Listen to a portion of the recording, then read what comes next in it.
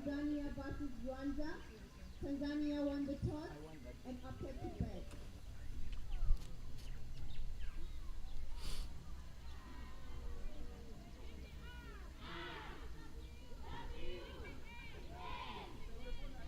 Ladies and gentlemen, ICC would like to remind the spectators that racist, homophobic, or other abusive conduct of language will not be tolerated.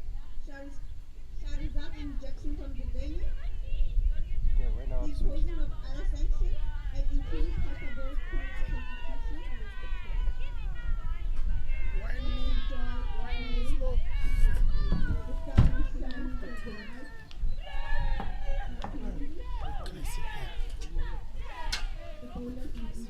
Am I strong enough?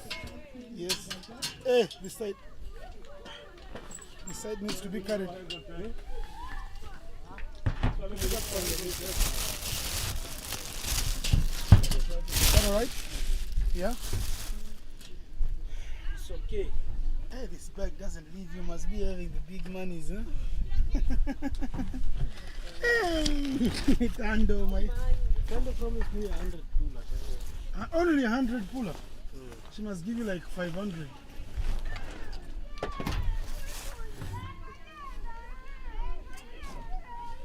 Hey, Mama. Are we on?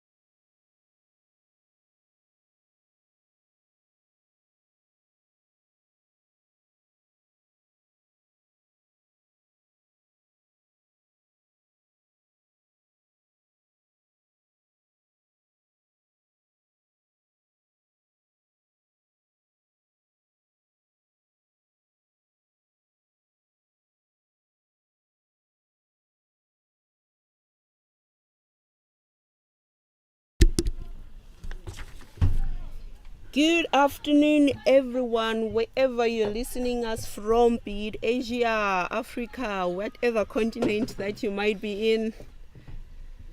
This is the day that we all have been waiting for, the ICC Under-19 Women's T20 World Cup Africa Qualifier, the finals, Rwanda taking on Tanzania. Earlier on, Tanzania won the toss and elected to bat first. So the playing 11 for Rwanda will be Gizeli Shume, that's the team captain, the wicketkeeper Melville Uwase, Belize Murekatete, Henriette Isimbi, Johannes Uwase, Cesare Muragijimana, Divine Igihozo, Harriet Terence Ishimwe, Shakila Niomuhoza, Rosine Irene, and Mari Jose Tumukunde. With me in the commentary box is Innocent Daula. Afternoon, Innocent. Good afternoon, Tando. How are you, Tando? Hey, you had a day off in the morning. What did you do in the morning as you watched the bronze match? Yeah, I enjoyed watching the third place in the tournament. Namibia winning that one against Uganda by 4 wickets. Brilliant game it was we had in the morning. Super. This is the day that the Lord has made. This is the final day. There are 2 remaining teams in contention for that lone spot to the World Cup. But unfortunately, there can only be one bull in the crowd. Tanzania and Rwanda did serve us a 1-run thriller. in the last group match of the group. Today they come here and they're playing in the final. Saumu Hussein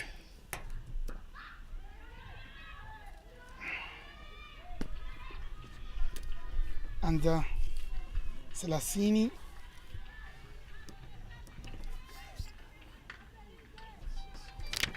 Jennifer.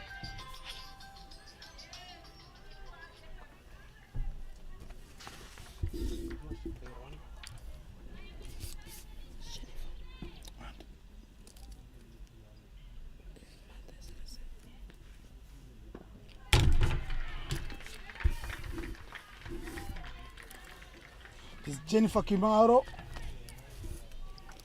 and Selasini opening the batting. Coming from the golf course end for Rwanda is Belis Murakatete. She's been bowling well throughout the tournament, Innocent. She's been a good strike bowler for Rwanda. Shout of encourage to no man's land. Tanzania take a single there. Igihozo does the cleaning up.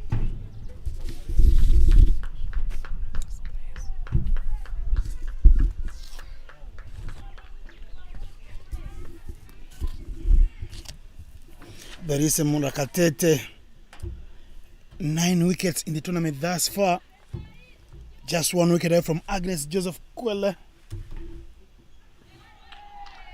So swing and miss, bounce there, good ball there from Belis. In the running for an individual accolade. She always has a bounce, Belis. She's bowled 15 overs, 3 maidens, 58 runs is what she's conceded for her 9 wickets with the best bowling figures of 3 for 15. She's gone for beautiful economy there, 3.87. An average of every 6.4 runs she's conceded. She's picked a wicket. A strike rate of 10. And she really has a chance of being the top bowler of the tournament. Easy 2 there, taken by Jennifer and Martha Selasine. Shakira Nio Mohoza does a very good job to put her ball on the line here, running through from deep square there to third man region, chipping in a dive. She didn't know where the ball was, but she had saved her team 2 runs. Runs are flowing in the first over.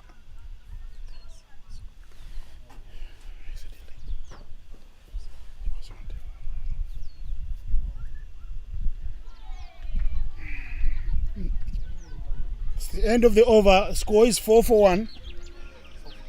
4 after 1 over. Kimaro and Selasini right on the job. It's a final. You must feel that Tanzania have done the hard work to win the first important thing in the match. That is the pre-match toss. And they did make the big decision to bat first, because runs on board are runs on board, and they do bring about pressure. We saw that in that semi-final.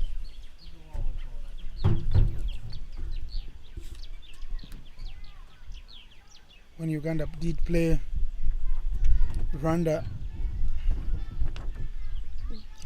they won the toss and gave it away to Rwanda to bat first. Rwanda scored 97 and made it look like 150 with their bowling. Very incisive, very disciplined. They had Uganda 16 for 7 at one stage. Uganda managing to get 41.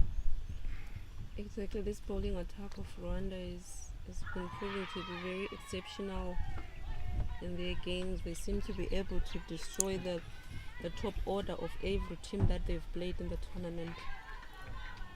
Good ball first up from Henrietta Teresa Ishimwe.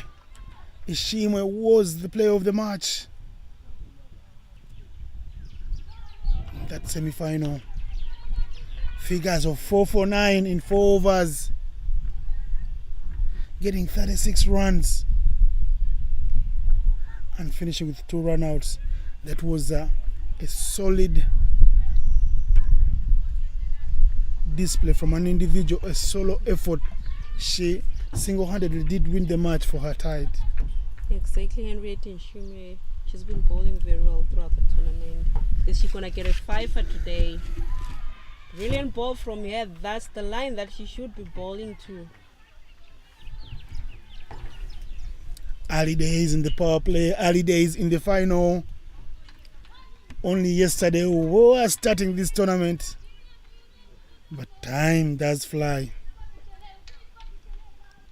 And the World Cup spot is at stake for the two East African nations here. Every ball counts today. It's the final. Rwanda wants to go to the World Cup. So is Tanzania. They will be listening in at each other. They will know the language that is being used, Swahili from Tanzania, the Rwandans.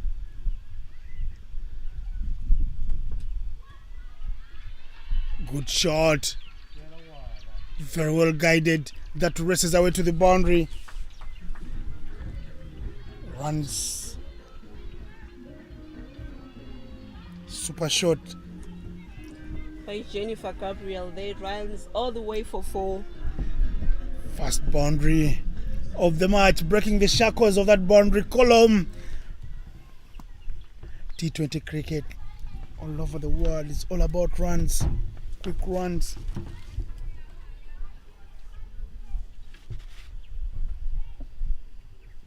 Belize continues on the dark pod end. Sorry, that's Ishimwe.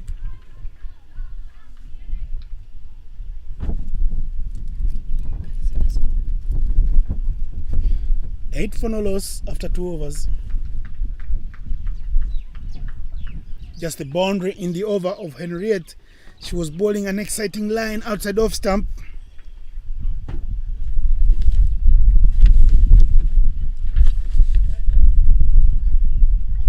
As I said earlier on, every ball counts in this game today.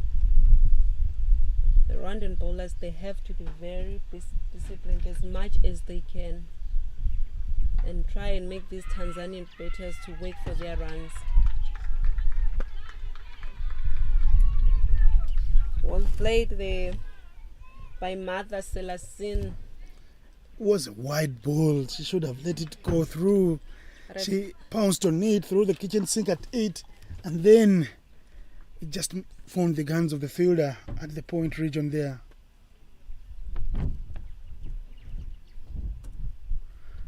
Some extra pace, extra bounce from Belize Murakatete. She ran through her bowling stride, gives that glare to the batter, says, "Hey mate, what's happening here?" Yeah, Belize is bowling very well. You can see the energy when she's charging in her run up. Everything that she does, she puts 100% into her bowling.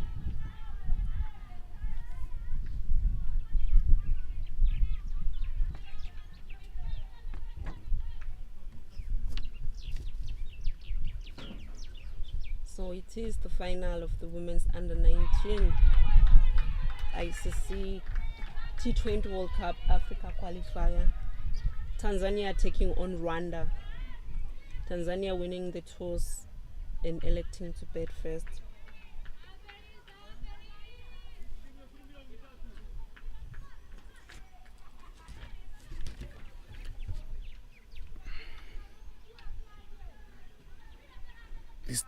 This Rwandan side, a couple of seniors, same with the Tanzanian side. I call them seniors because they play for the senior sides.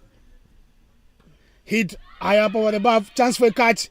Oh, she got her hands to it. She couldn't complete it. Shakira Niyomuhoza would have taken a very good catch to pick up a first wicket for Rwanda. Chances early on in the power play should be taken.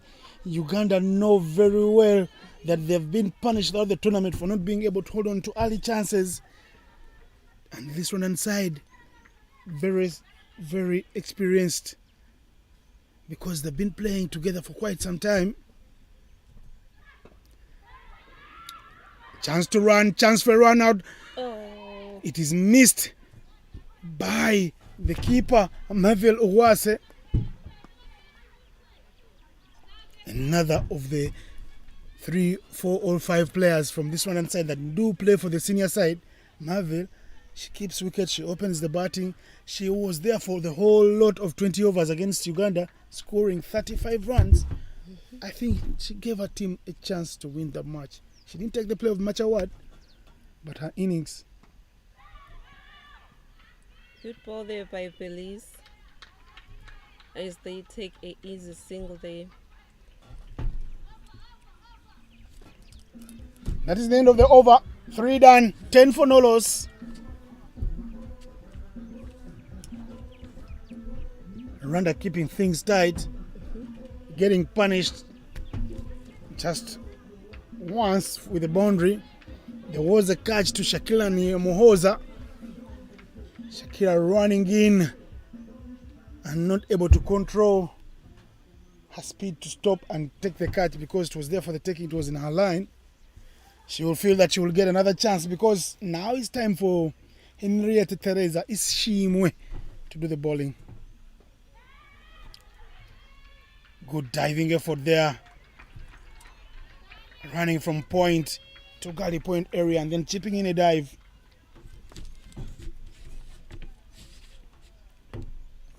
Rwanda will need an early wicket here to unsettle the Tanzanian dugout because we know Tanzania bat deep.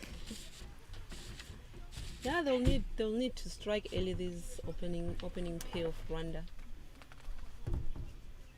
But I can say I feel they're bowling quite well, even if like they haven't taken a wicket yet. They've been disciplined so far. Shouts of an LB and it's a bold.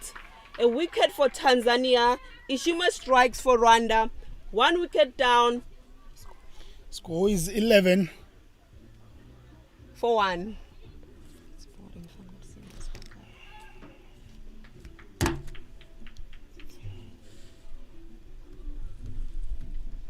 She was looking like she wanted to play a very long innings, but wasn't going to be her day. She gets bowled. Selasini with one that looked like it crept low. Is the wicket too paced?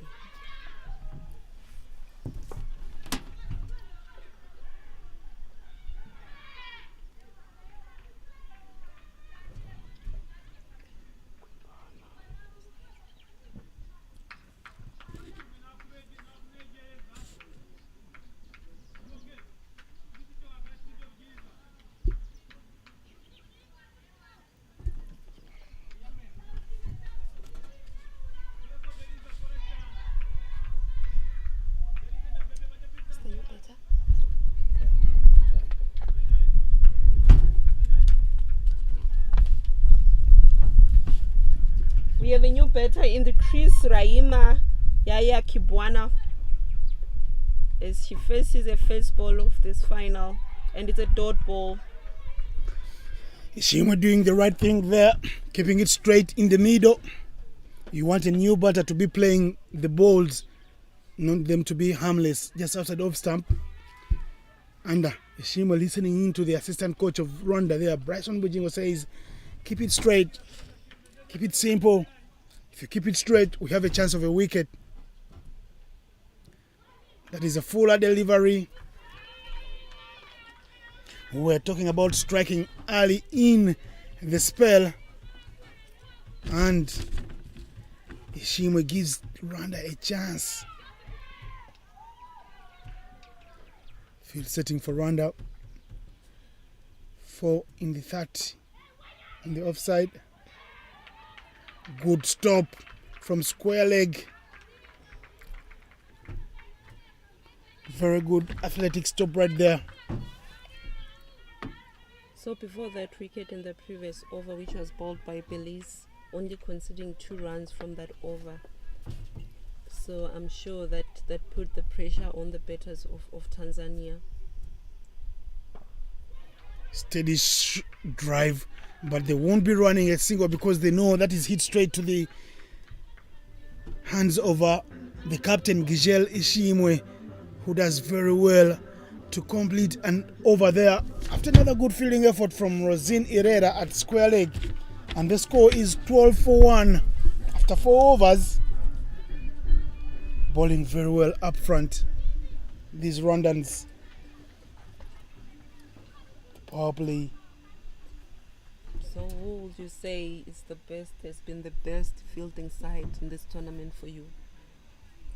It's got to be one of these two teams. We'll definitely know at the end of today.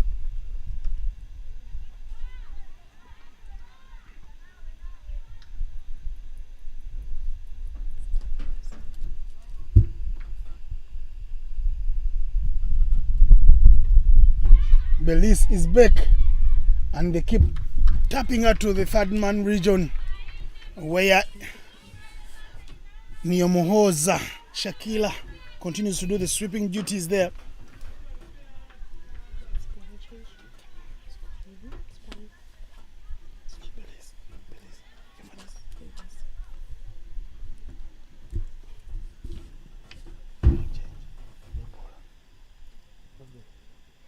Javanisu was coming from the golf course, and the umpire signaled a wide there.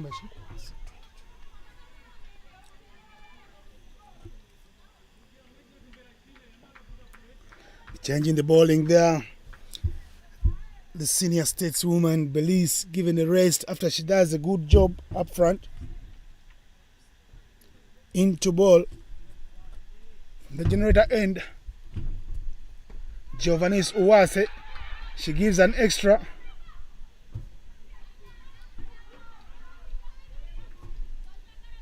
There's a chance for a run out there momentarily. They didn't take it. They withdrew from the allure of quick singles. The Tanzanian batters, Kibwana and Kimaro. That's a very good delivery. The shot for LBW is on, but that was too high.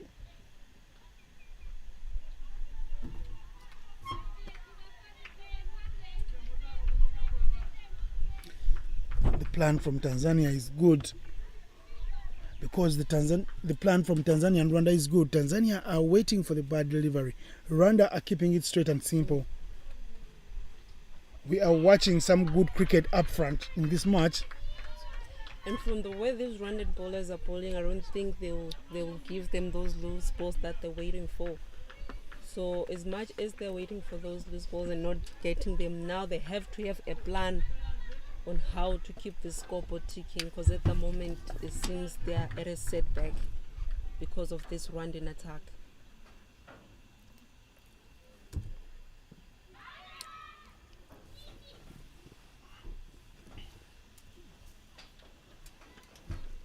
It's a leg by the signal by the umpire.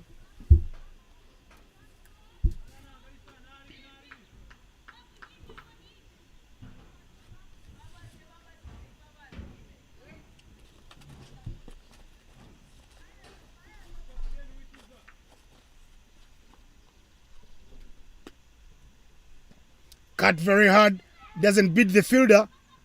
The backup is also good. These Rwandans are up to the challenge.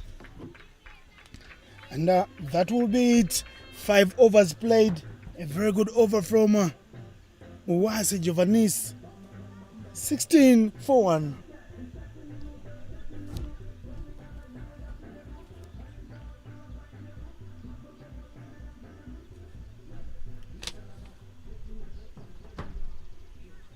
I love the way these fielders in the 30 are handling their business. They are on their feet. They are not giving anything away in the 30 yard.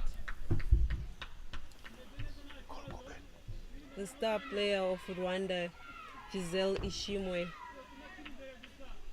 Bowling change coming from the golf course end.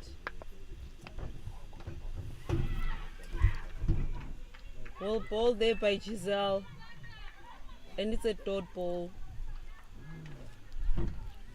The backing up is top notch. Even when the keeper doesn't hold on the ball first time when the throw is wild, there is backup already to pounce on it and see if there is any chance for a run out. It's a swing and miss there by the Tanzanian batter. It's the captain in the attack, Giselle Ishimwe. She did bowl very, very well against Uganda.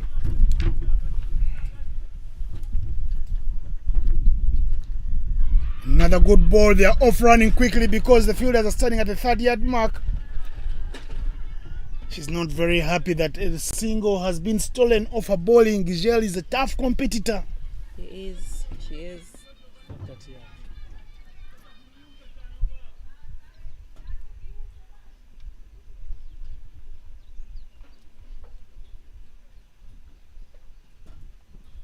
Hit hard. Chance for a catch. Pierces through the offside. The chase is on. She will play second fiddle to the chase. 4 runs. The runs come in the final over of the power play. They've been looking for boundaries. Only gotten 1 thus far. This is the second. The assistant coach of Rwanda is going to have a day when he runs his voice hoarse because he is in this to win it. They need to be on the Airbus from Kigali for the World Cup. It will be quite interesting how the captain says it feels it after this power play.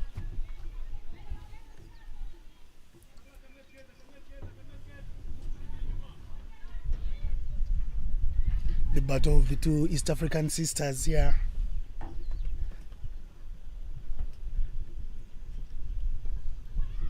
Right in the middle on the set off a quick one. Uwase, the keeper, holds onto it but was too high. Never in trouble, never in danger, the Tanzanians. And that is the end of the over. It's 22-1.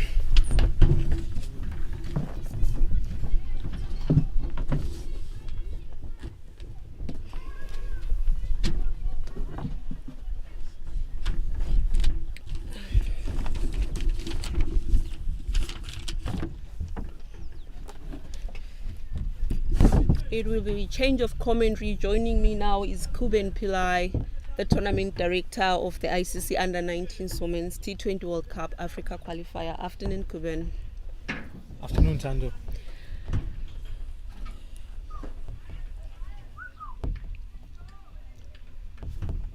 So we have come this far, the day that everyone has been waiting for. We're now in the finals of this tournament. What's your take about this tournament? Oh, what a brilliant catch. Brilliant catch. So Rwanda strikes again. The second wicket of Tanzania falls down, leaving the score at 22-1. For 2, sorry. Yeah, I think Rwanda started very well in this final, but they have to maintain this discipline throughout the 20 overs to restrict Tanzania to something that they could chase. I think we saw what 115 was in the group A encounter between these two sides was enough for Tanzania to go through. So I think Tanzania will look to score around that mark, maybe 120, 130, to be in with a decent chance. No, I mean, we have seen Rwanda in the tournament scoring the highest total in the tournament of 259. Do you think Tanzania, if they are to score 120, 130, would that be a decent score for them, like to defend it? I mean, against Rwanda, having scored 259 in the group stages. Well, 115 was good enough on this ground a few days ago. So, I think with Tanzania's bowling attack, they would fancy themselves with 120 on the board. But from a Rwandan perspective, I think they should be looking to restrict them to around 100. I think if they restrict them to 100, that would be a good 20 overs for the Rwandans. So with this tournament being us having these finals today, you have watched most of the games in the group stages. Are you happy with the performances? Are you happy with the talent which these ladies have been displaying in these last 10 days of the tournament? Yeah, I must say I have been impressed with the teams that were on show here during this week. There's a few aspects that we need to correct in terms of bowling action and fielding and running between the wickets. But yeah, the guys are doing some good things. The countries the performance of these teams are testament to the development program in each of these countries. So hats off to them. Yeah, we're happy that you also help about what these ladies are doing, and I'm sure we're gonna have more development programs for women's cricket here in Africa. Yeah, all of these countries are trying very hard, and credit must go to them.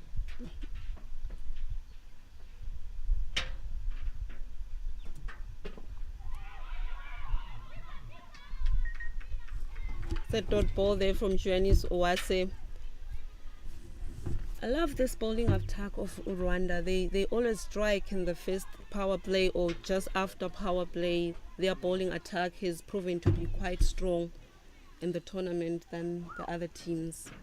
Is it because of the structures that they have back at home, or is it because they've got like more than 4 players who play in their senior team? Yeah, definitely the exposure has definitely helped this team. If you look at Henriette Shimwe, Giselle, these are players that have played for the senior women's team, and they've played at a higher level. So coming into this tournament, you would expect them to do well.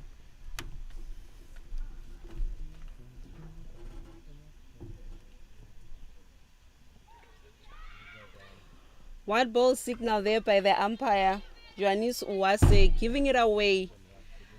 I feel like these Rwandan bowlers, as much as they're bowling well, at times they drop their heads. Like now, I mean, it's the final. They shouldn't be just giving the runs away like that. The Tanzanian batters have to work for their runs. They've done well so far. I think that must have been the second or third wide of the innings. And we see another wide there. I think these teams just need to do the basics right. Hit line and length. Attack the stumps. Running between the wickets. Call the runs. Run hard between the wickets. Yeah, we've seen how this pitch is like for the past 10 days and all. Anything which has width, it goes to the ropes and all. So these bowlers, they should be very disciplined as much as they can. 7 overs bowled in the innings, bringing the score to 25 for 2. 2 wickets down already for Tanzania, and the run rate is kind of low. I don't think like if they continue with the run rate that they're having now, they will be able to score that 120 we're talking about. Well, there is 78 deliveries left in the inning, so we're looking at a minimum of 78 runs to get them to 103, 105. So I would be targeting still be targeting the 120 mark with some acceleration towards the back end of the inning. Yeah, I mean, like with the bowling attack of Rwanda, more dot balls are being bowled. Won't that create pressure to the batters and the batters who are to come in later on for Tanzania? Yes, definitely. This is cricket, and you have to improvise if you want to put the bowler off their line and length. You can't just stay still and let the bowler bowl to you. You got to improvise, and you got to knock the bowler off her line or length. So that's something that we haven't seen from the teams. Mm-hmm. So they would actually do well to maybe use their feet in certain cases. Maybe take a step outside off, try to work the ball onto the leg side. So Giselle Ishima continues from the dark pot end. More dot balls, pressure building up on the Tanzanian batters. Like I was against the idea of my co-commentators saying, as long as the teams they have more wickets in hand, they will capitalize in the last overs. But I've come to realize women's cricket is different from men's. With us women, we have to score in our early overs of the game.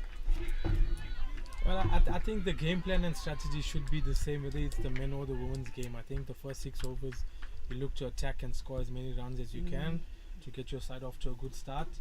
And once you do that, you are in a good position for the next 14 overs. So we speak about, or we always talk about maintaining the tempo of the innings in the middle overs between 6 and 14 or 6 and 16. And I think the same principles apply to these ladies or to the under 19s here.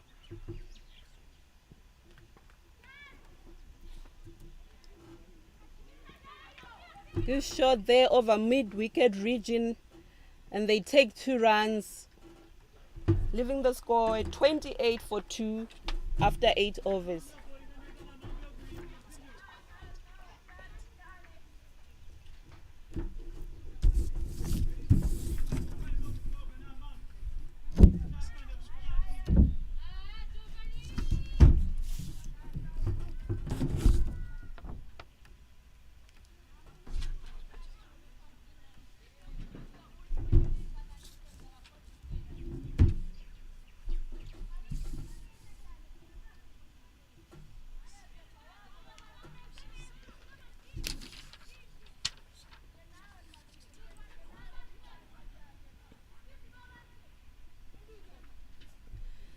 So, Mr. Pillai, what are the plans for women's cricket here in Africa?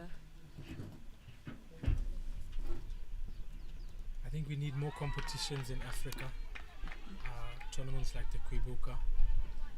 We saw the invitational that happened in Nigeria in March. That was also a fantastic event. Rwanda claimed victory over Nigeria in the final. We need to expose our players to top level cricket within Africa, amongst associates in other regions of the world, Europe, Asia. We need them to play on different surfaces in different conditions and gain that valuable experience. And if we can do that, and if we can give them that exposure, the game will grow in Africa. On the development front, I think we need to, the schools program would need to have a decent split of male and female cricketers, and that's something that we strive to do in Africa, is get a sort of a 50-50 split amongst male and female cricketers at school level. And if you are to develop that base of cricketers at school level, that you will see the players blossoming at this level. So it's all about the structures that the countries have put in place, and Rwanda over the years have established a very solid development program. The same for Tanzania, and as you see, these are the two teams in the final here today. The amount of cricket that has been played between these teams or by these teams, it shows on the field of play.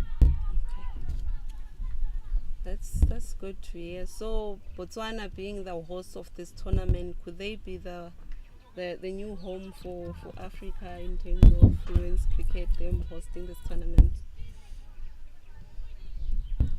I wouldn't say yes, but I think that the decision to bring the tournament back to Botswana was more from a safety perspective, with the hotel being so close to the ground and us hosting in a biosecure bubble last year. I think it was more of a security consideration and a safety consideration that we brought the tournament back here. Yes, we want all of these countries to host, and we like to build up the capability of all of these countries to host such tournaments in future. So we rotate the tournaments amongst the members, and we try to give, or we try to raise the awareness of the game in each and every single country that we take these tournaments to. So Johannes Uwazia continues from the golf course and gets pulled away just for a single. Well filtered there by the Rwandan fielder. A missed run out, no backup whatsoever, and we see Tanzania taking their second run, leaving the score at 34 for 2 after 8.5 overs. So beginning of the tournament, we had 9 teams in this tournament. Were you happy about what the other 7 teams displayed? Yes, to a certain extent. Malawi is a very young team, and they'll definitely be stronger at the next tournament, with majority of those players coming back. Likewise, Tanzania, Rwanda, the top 4 teams, Tanzania, Rwanda, Uganda and Namibia, will also will look to put up a better showing at the next tournament. But I've been impressed with the team so far. Of course, all aspects of the game can improve, batting, bowling, fielding, but I just would like to see the teams do the basics right. I think in any sport, in anything that we do in life, I think the basics has to be done right, and that's the playing straight, running between the wickets, calling of the runs, effort in the field, backing up, so forth. So I would definitely want to see an improvement at this edition of this tournament, the future edition of this tournament. So one last question for you before you leave, Goben. Are you happy about what the local organizing committee did in preparation for this tournament? Absolutely. The organization has been fantastic. We've not had a problem the entire week, and hats off to BCA for the show that they've put on. So missed run out there, no backup again. Tanzania take the second run, leaving the score at 36, 9.1 overs bowled.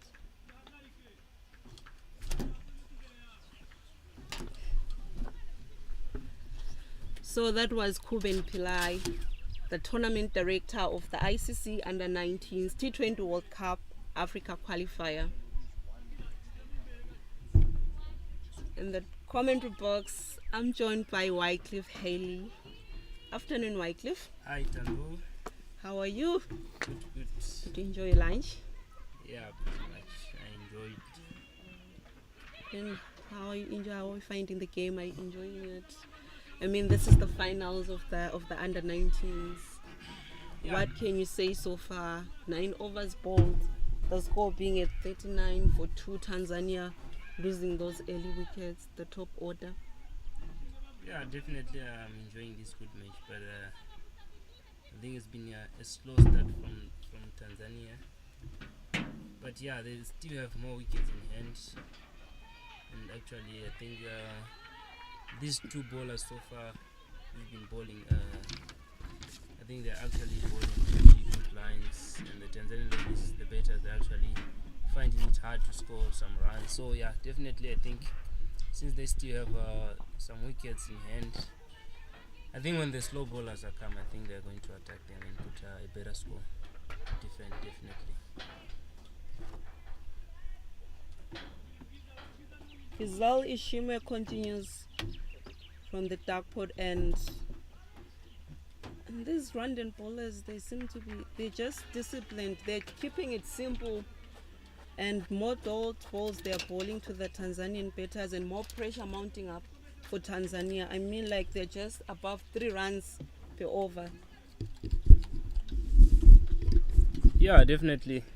I think the way they have been bowling tight lines, restricting the two batters to play freely.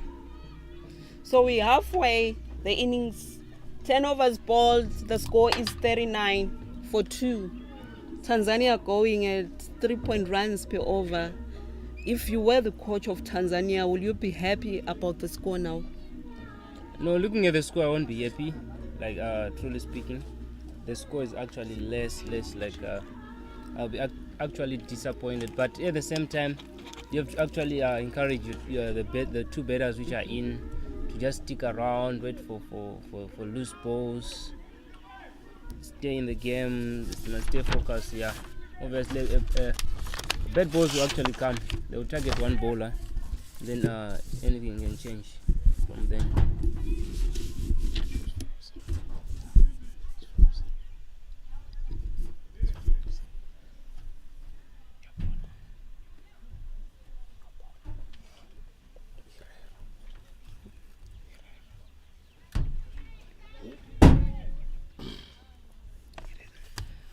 Got a bowling change for Rwanda. Rosine Herrera coming from the golf course end.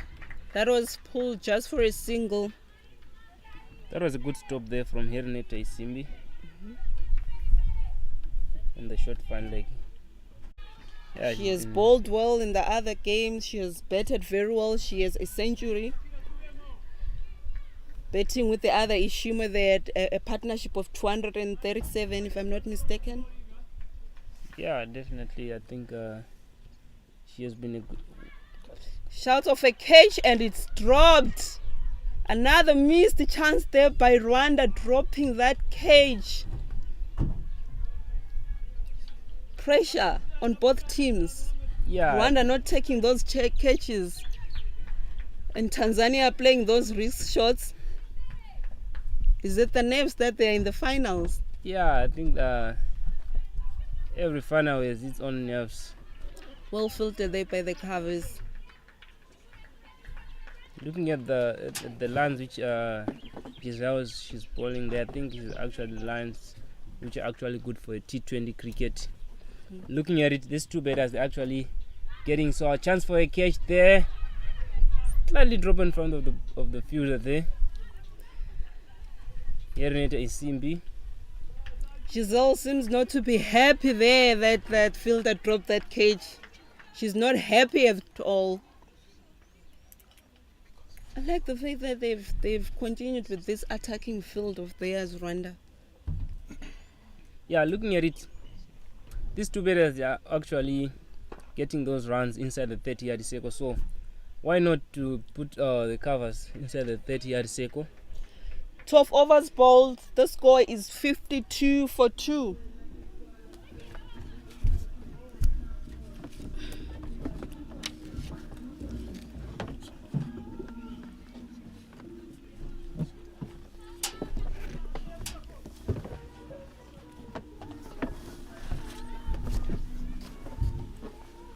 Yeah, there's a change of commentary in the comms box. Now we have the well celebrated journalist from Uganda, Mr. Innocent Ndaula. How are you, sir? Very well pronounced. Thank you, Mr. Wycliffe Haley, a man with a son named Selassie. Zimbabwean born, now a Setswana.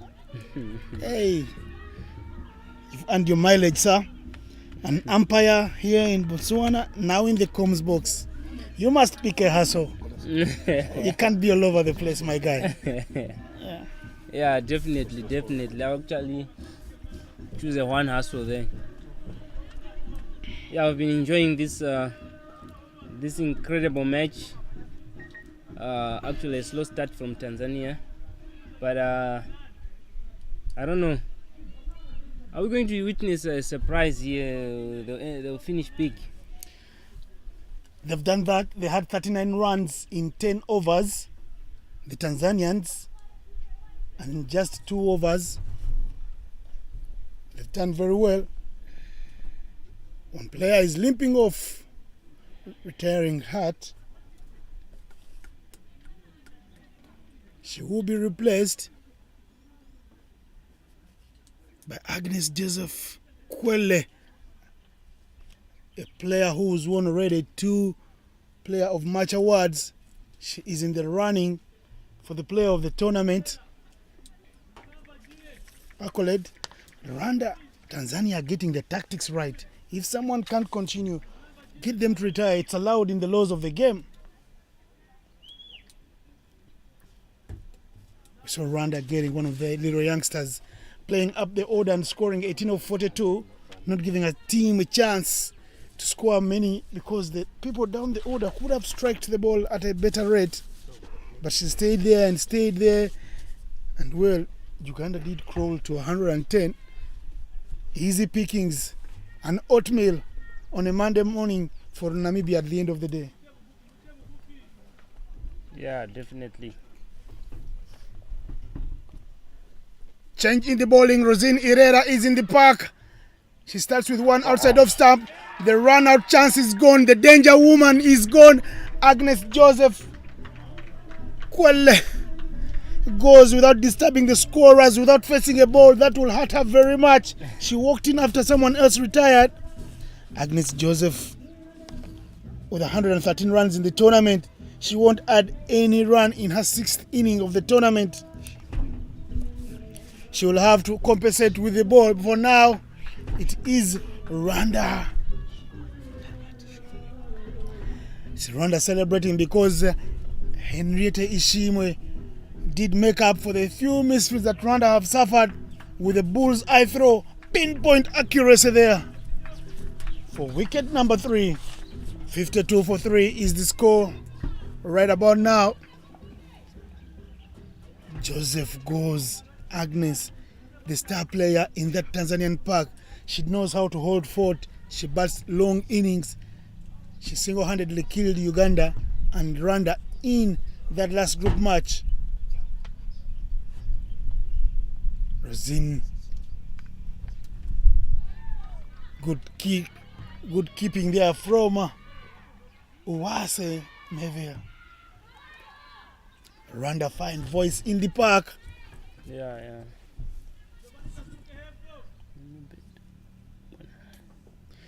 Chance for a catch. Diving effort not taken.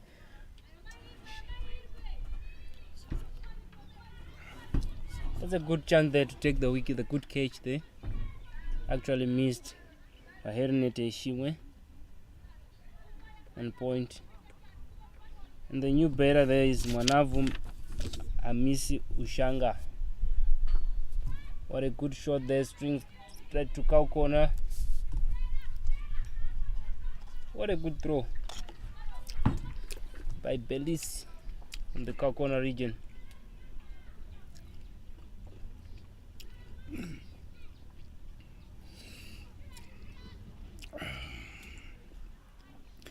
New batter in the middle.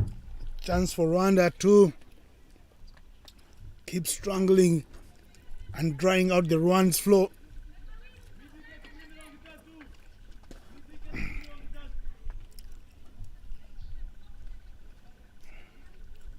They're going for the kill, the Rwandan fielders.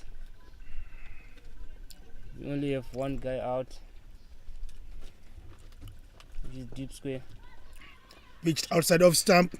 Shiga is hitting the gap to the only fielder standing out of the 30-yard mark. In deep extra cover, she's standing at what you would call 40 yards.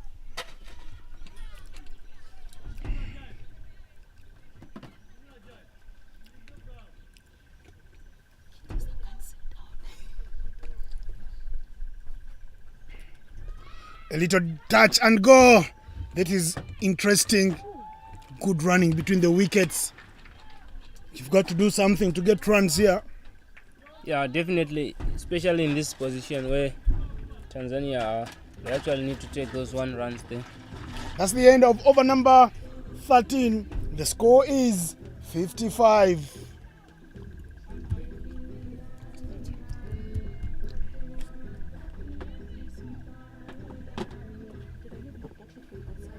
Rwanda have been bowling absolutely well. Good lines, good length. So I think now is high time where we actually see these 2 batters, especially Kibama, Raima. She's been there now. She at first, I think, half of the bowlers from Rwanda. I think she's now has to take on the bowlers now to put some runs on the board. Good swing, good miss, good bowling. They need some runs on the board. They have 7 wickets in hand. One of the batters retired, so they are primarily or literally 4 wickets down, Tanzania, because we don't know if the person that retired will be back on the park. Here is Giovannis Uwase bowling from the university end. That is very wide. It could be wide with your eyes closed as an umpire, Mr. Wycliffe. I don't know what the tactics are. I don't know what Rwanda think they can chase on this wicket. They got the danger woman out without disturbing the scores, but these Tanzanians do have a strong middle order. Yeah, definitely. Hit over the top. If this beats the infield, this will rest all the way to the boundary. Right under the Combs box. That's a beautiful shot. You can't do much about that. That could be for anywhere in the world. If you hit and pepper the side screen, you're bound to get runs. That is a good shot from Raima. Like I said earlier on, she's been there and she has faced some half of the bowlers. And now she's on 24. There's another shot, good shot there. Play straight to shot third, and there's a misfield from the third man. Then and goes for 4. I think those these misfields from the Rwandan side, I think they're actually going to regret it if they're going to lose this match, since they had a good start to the ball, and now they're actually a flippy of fielding. Seen a couple of misfits in this tournament. The young girls not able to put their bodies on the line. Every opportunity that comes her way, she's sent down the 3rd-man region now. She's asked to steal the boundary, let her give out the 1. And that's good tactic from Rwanda. She wants to take off a single. The backup is good. Igihozo fielding right there.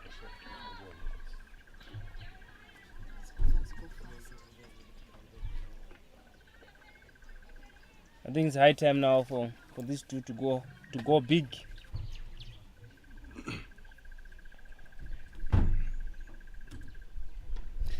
You said you wanted them to go big. They heard you loud and clear, Mr. Wycliffe.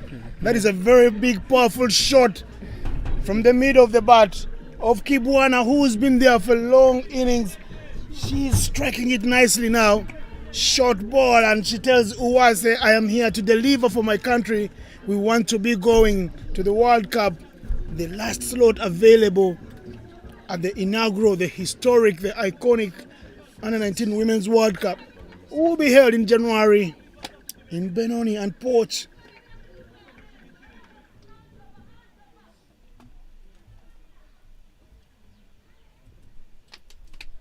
That's a swing and a miss. That's a wide.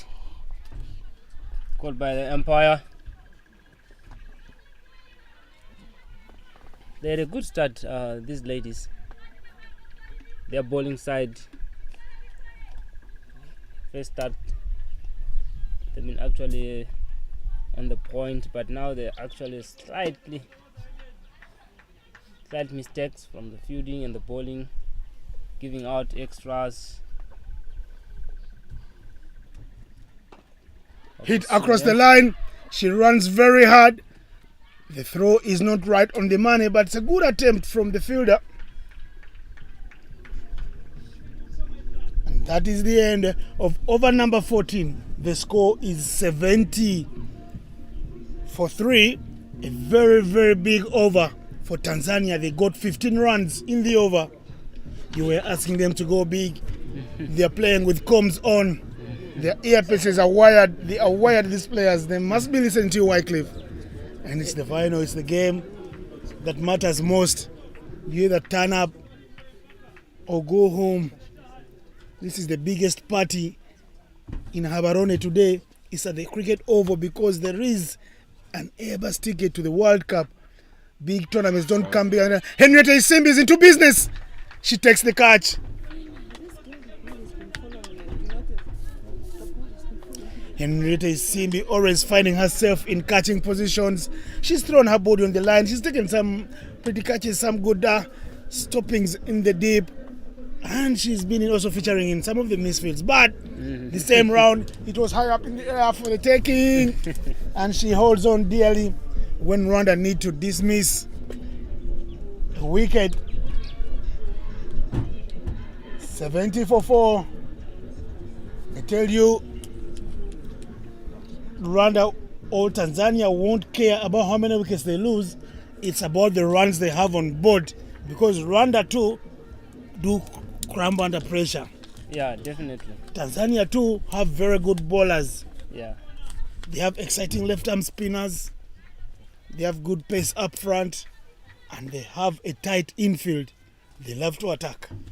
Well, the dangerous-looking Kibwana goes, but in is a new batter.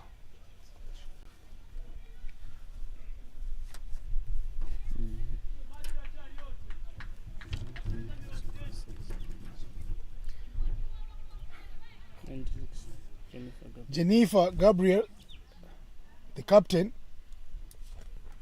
shot number 96.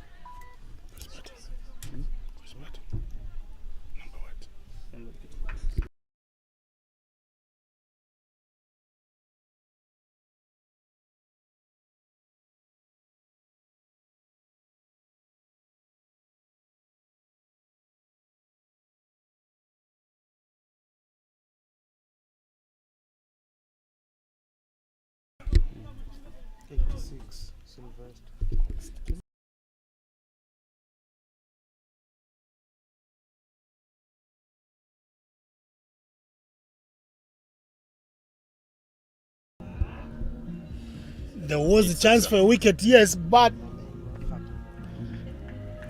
Adolfina Jeremiah Sylvester survives. It'll be a free hit for overstepping. And guess who is overstepping? It's the spinner. How the hell does a spinner get overstepped? Sorry for my French there.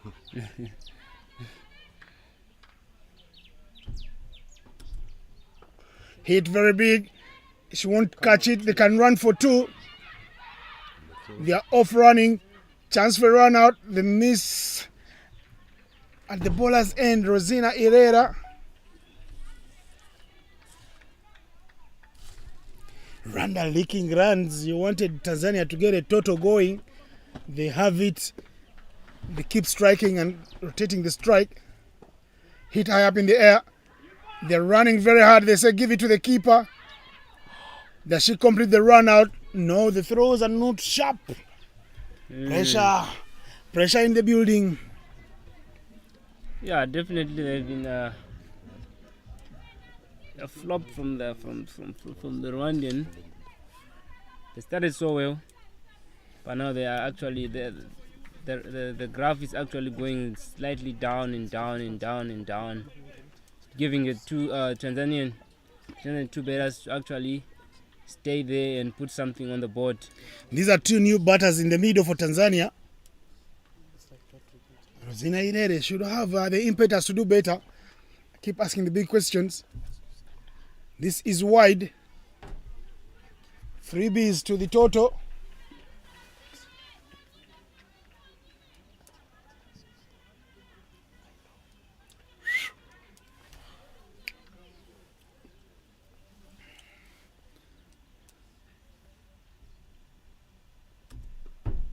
Hit very hard, but straight to the fielder. Unfortunately, not to score off a ball that was begging to be hit to the boundary. And that is the end of over number 15. 5 runs coming from the over. She's made up for the previous over that went for 15. Another 5 overs left in the match. Rwanda will be thinking they have it in their grasp. Tanzania will be thinking they can explode going on from here. And they bring back in the attack Henriette Ishimwe Teresa, a girl who has played in the Fair Break tournament. We saw her in the UAE playing for the Bami Army, picking up a wicket on her first delivery in that international tournament.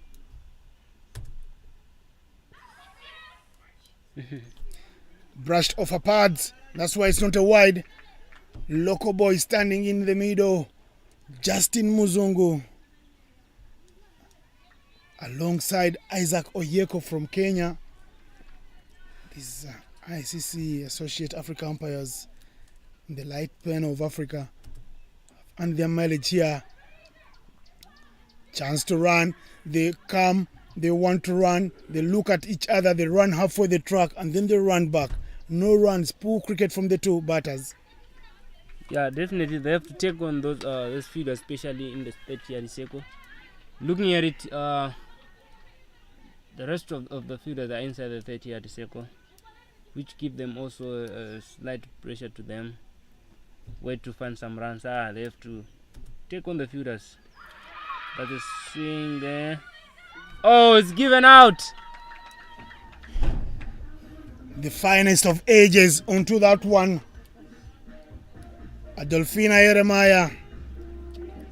Sylvester will take the walk back to the hut for another breather. The wicket stumbling as Tanzania look to up the scoring ante. Rwanda find a wicket when they need one to momentarily snuff the run scoring here. He took his time, Muzungu, before he put his finger up, but I tell you there was that sound. And Teresa is a seasoned campaigner. She knows it when you nick it. Yeah. Not hesitating to appeal. She picks up her 2nd wicket in the final. Henriette Ishimwe.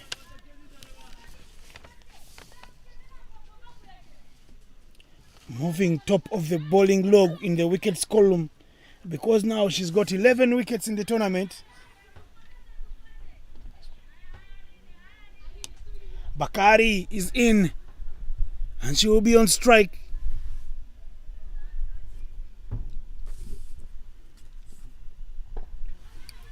That's a good shot there. Chance for a run out. And Yes. Sharifa Bakari is gone. That is a direct hit from easily the best fielder in this tournament, Gigel Ishimwe, the captain of Rwanda. That was a good throw. Getting the belt to move only. Good piece of fielding there. Rwanda are pecking away at the batting lineup of Tanzania. 75 for 6 was only a few balls ago. 75 for 4.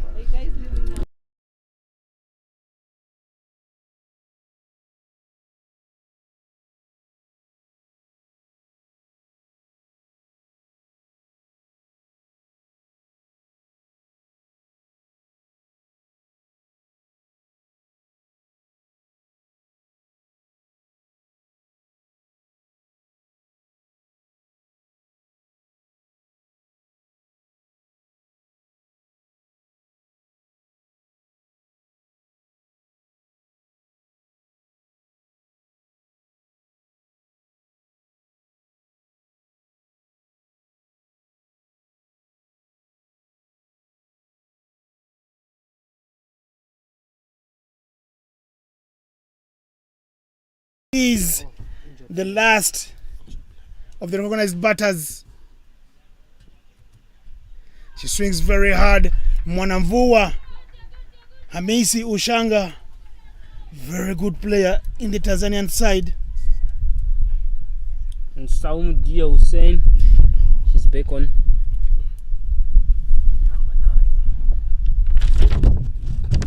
Hit very hard. They run again. They will get the run. Yes, the call was on. Shakira Niyomohoza was always never going to get that on the first time of asking.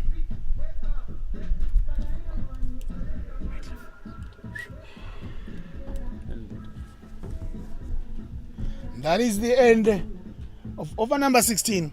76 for 6 to take us through the last 4 overs of the match. I will be joined by Tando Mlilo. Wycliffe, enjoy your time out. We'll see you in a bit in the second innings. Hopefully Rwanda or Tanzania, like you said, can get going and get the 3 coveted figures on the board. We need to see a score of 100 plus. Afternoon, Innocent. How are you doing? I'm very fine, enjoying the game here. Rosine Herrera hits. Does she find the gap? There is protection in the deep. They will take only 1 run. Rosine Herrera bowling there.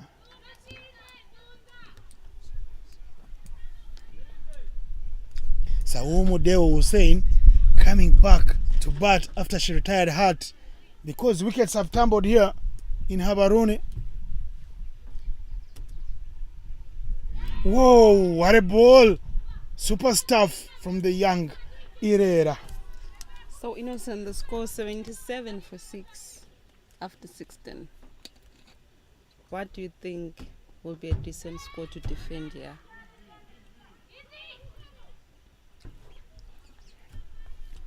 Anything at 4 per over is comfortable for me. So if they get another 4 runs, they'll have 80. 80 is 4 per over in 20 overs. That creates pressure for anyone in the final for women's cricket. I've seen it. Even the best of the associates, all the best. South Africa were in trouble at one time when they played Uganda. They only got 96. Zimbabwe too have come and risen from spots of bother like this one because they didn't get many runs on the board, but they come back and field very hard. They make you feel the pressure that you did put on them, and they show that they're the big girls in the building. But with the way that the Rwandans have gone around with their betting in all their games, do you think 120 will be safe for Tanzania to defend? 120 is a big ask because they won't get there today. So that means if they score anything less than 120, they might lose this game.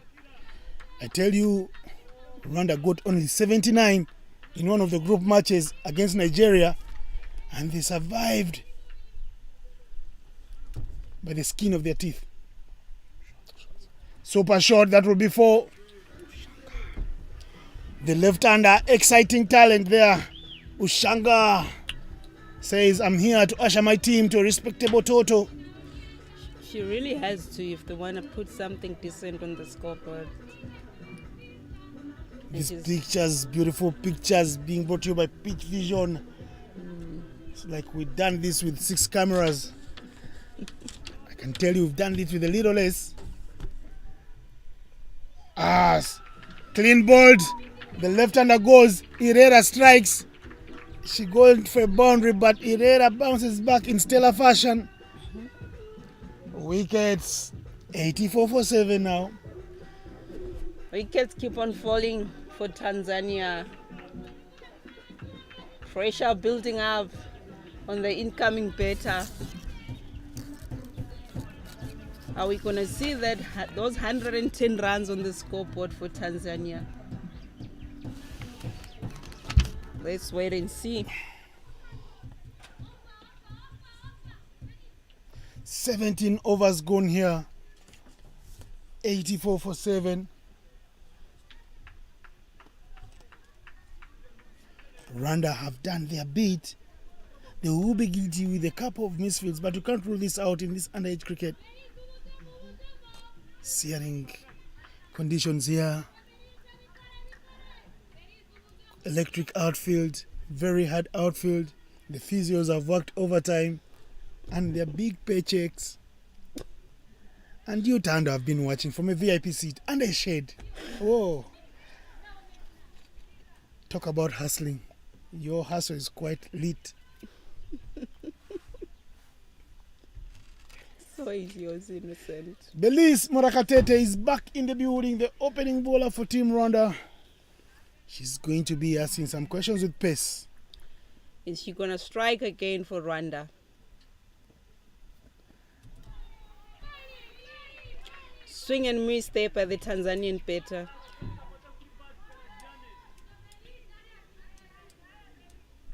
Belize has been bowling exceptional well throughout the tournament, Innocent. She went for 6 runs in her first 2 overs. She has a number of wickets, 9 to the total in this tournament.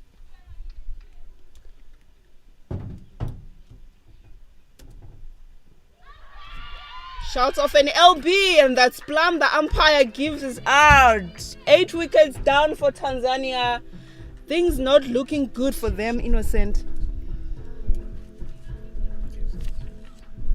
Rwanda have the tails wagging, scores stuck in the 70s. They were 75 for 3 at one stage, 75 for 7 at another. Now they are 84 for 8. Belize Morakatete gets 10 wickets now to her name in the tournament. The double figures. She's reached there and she's only 1 wicket shy of catching up with her teammate Henrietta Ishimwe, who is on 11. So it's 8 wickets down for Tanzania. Rwanda bowling very well, but they mustn't forget that they also have to come back and bat. And the possibility of them not reaching that score is very much possible. And with Belize's pace, all she needs is accuracy, and she will be in business if the batter misses. She hates. Sonia Chachala Muya is in the building, joining Josephine Shirima. 2 new batters still on out. They have to do with the opening bowler. Tailenders don't like to face opening bowlers in whichever part of the world. If you notice, Rwanda, they continued with that. In the middle, wicket number 2. Belize Morakatete strikes. She is right on top of the bowling statistics, the bowling chart. She rules the bowling chart. I tell you, Belize Morakatete will be on a hat-trick ball, and she'll be bowling to the last batter. She can give us the first hat-trick of the tournament. Many bowlers have picked 2 in 2. The third has been elusive because they've gotten a little too clever for themselves. So as I was saying earlier on, Rwanda, they've stick to this attacking field. And I guess that is what is creating pressure on the Tanzanian bowlers. They're trying to hit over the fielders, but it seems they're failing to do so, as we see Belize taking 2 LBWs and she's on a hat-trick ball.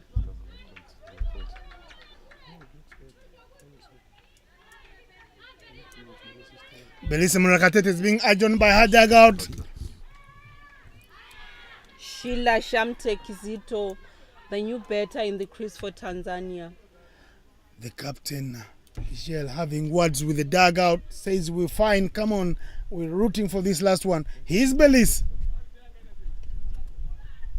She misses the hat-trick ball again because she bowled that one very, very wide away from the batter. Only why she knows better. She should have just stuck to a line that she got those 2 wickets from. I don't know why she changed the length.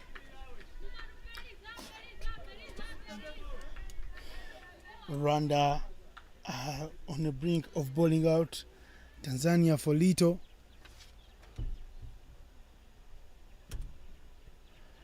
Another dot ball, some good pace, but keep it in the middle. I tell you, Tanzania will come here, they will be very pumped. They will throw the kitchen sink at Rwanda in the same vein. It's the final, there's no holding back. Exactly, the bowling attack of Tanzania has to be really spot on if they want to win this game, Innocent. And you can give it to Rwanda, they have done it all. They didn't win the toss, but they bowled very well. Exciting lines here. Business lines, and that is in the middle. That is the end of the first innings. We are living in Belize Morakatete's world and only lucky to be there alive. It is 84 all out from a point of strength, 75 for 3. Tanzania have crumbled to 84 all out in 18 overs. Morakatete Belize finishing with figures that are very, very exciting. 3 for 6 in 3 overs. She is right on top of the bowling figures as we speak now. But Agnes Joseph Kwele will be in the building too to bowl. She had 10, but Belize has got 12 wickets. The exciting figures of Henrietta Ishimwe, 2 for 7. You can see she did bowl 3 overs there. The superstar from the fair break tournament there, playing for the Miami. But you can't rule out one exciting player that we'll see playing for Rwanda senior women's team in a bit. Rosine Herrera, the spinner. 4 overs, 2 wickets for 24. It's the end of the first innings here. You look at this and you believe Rwanda didn't win the toss. They say in a tournament it's always hard to beat up on a team 2 times. Tanzania edged Rwanda by 1 run in that exciting group match, which everyone called the curtain raiser for the final. Indeed, it was the preview for the final, and we've seen that happening. And while Tanzania were riding along nicely, it was Rahima Kibwana Yaya with 33 from 39 with 4 boundaries in that inning, and Jennifer Kimaro getting 13 from 19, Saumu Deo Hussein getting 12 from 21, the only 3 batters to get into double figures alongside the extras, 10 in total, 8 wides, 1 no ball, 1 leg by. That has been the story from the first innings. We'll take a break as the ground staff does the wicket cleaning duties in the company of the tournament director, Kuben Pile. We'll be back in a jiffy.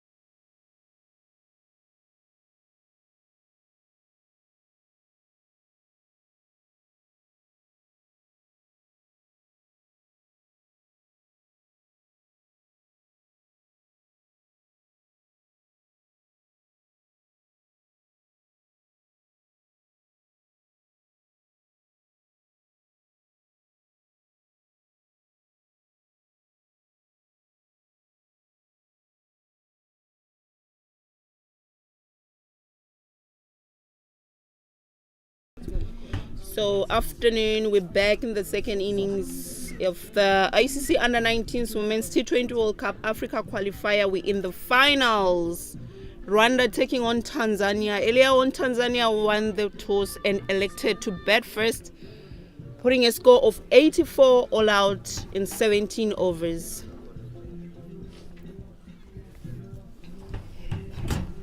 Opening the batting for Rwanda will be Giselle Ishimwe and Melville Wase. With me in the commentary box is Innocent Ndaula. Innocent, how are you? I'm fine. I've been flipping through my phone at the innings break. Hey. And if people didn't know who I was, they would have thought I'm from Rwanda. Or the Rwandan fraternity is giving me some work to do here. Yeah. I can imagine the pressure going on in Kigali because they're on the brink of something very, very special. And opening the bowling for Tanzania will be Agnes Joseph Kwele, the star player for Tanzania in the semi-finals. Taking 4 wickets in a spell of 4 overs, only conceding 9 runs, making 47 runs not out in the semi-finals. Is she going to be the star player today in this match? Umpire Isaac Oyeko ready to get things started. He signals the scorer's hat.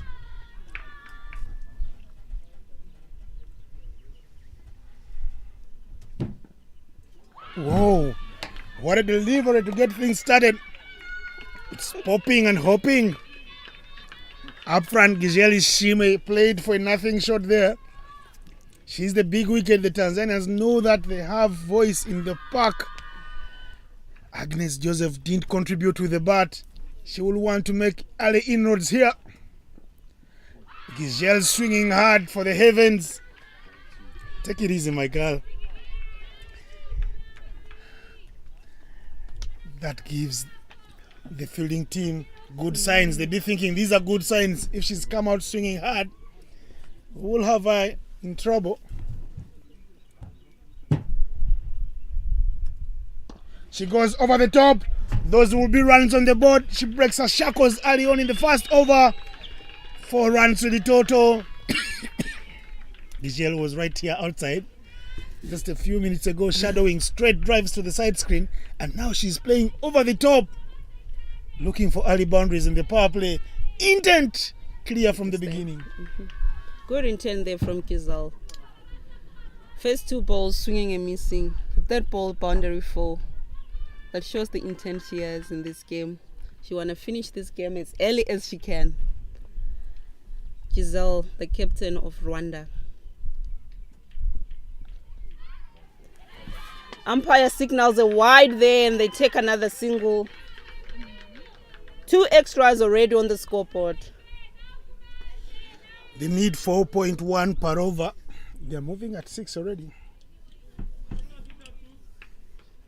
Good sign, because it's very tricky chasing a low score like this, Innocent. So I think these opening batters of Rwanda, they just want to get it over and done with. This is Melville Wase facing for the first time. Right in the middle. Chance to run, they don't run. High back lift from her. Looks like she's going to be swinging through the line, but she has a very good solid when she comes down. Chandapo-like, if you've watched the West Indies.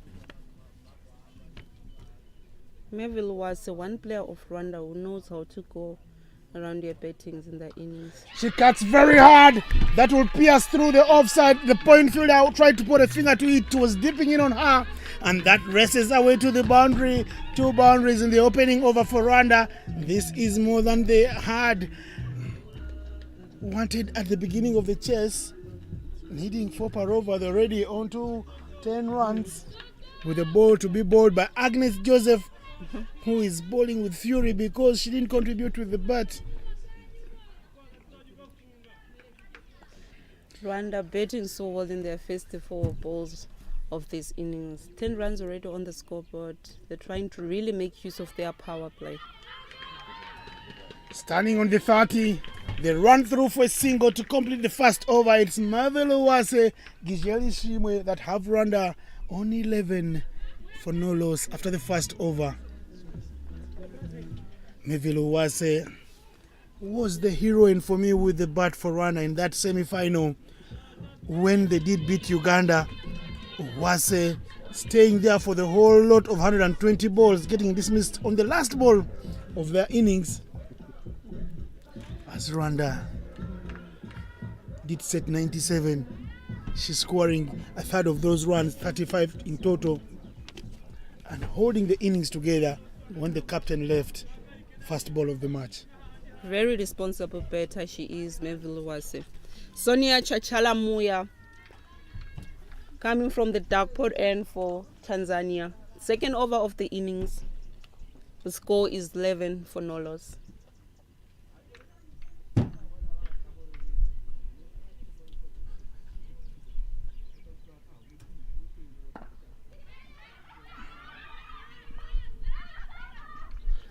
Nice backup of her own bowling from a throw that wasn't direct to the stumps. Sonia Chachala Muya. I mean, like, we're just in the second over of the innings and already Mavelo Wase making use of her feet. That shows the intent. She's calm, she's relaxed. She's not under pressure at all. Look at that. The way she moves her feet on the crease is exceptional. And if they continue playing like this, we will be done and dusted. The shortest of days, yet it is a final. Because 10 overs, we should be home if Rwanda continue batting like this. But Sonia Chachala Muya starts with 2 dot balls. Hit straight. They run very hard. The run is good because Mavelo Wase was running to the danger end and she set off like a rocket.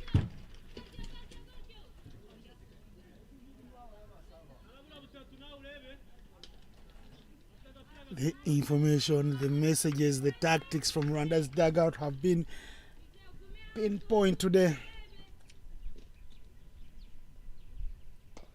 Hit very hard, piercing through the gaps. That's a nice square drive. You don't see even many men play it.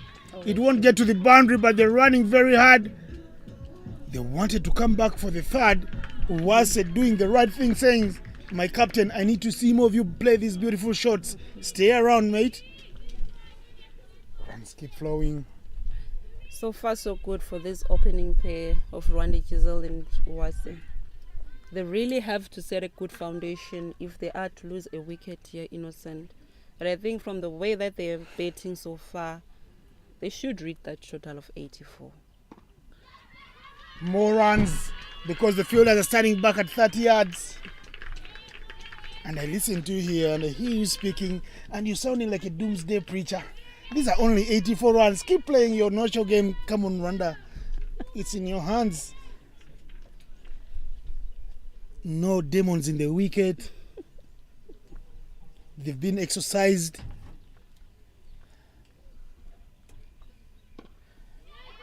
Wase, high back lift, but she gets down in time to play these balls on the ground. Many times when you see a player with a back lift like that, you think she's going to hit it in the air. Mavelo Wase doesn't hit many in the air. That is the end of over number 2.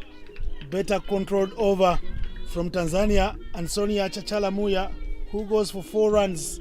And the score is 15 after 2 for no loss.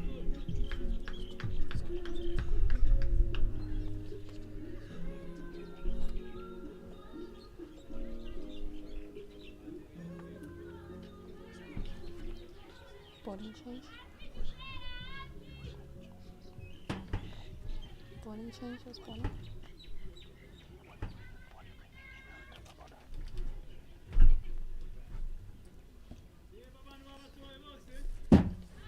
There will be a bowling change for Tanzania. They go to slow bowling here. Very well played from Wase, who looked like she wanted to dust down the wicket.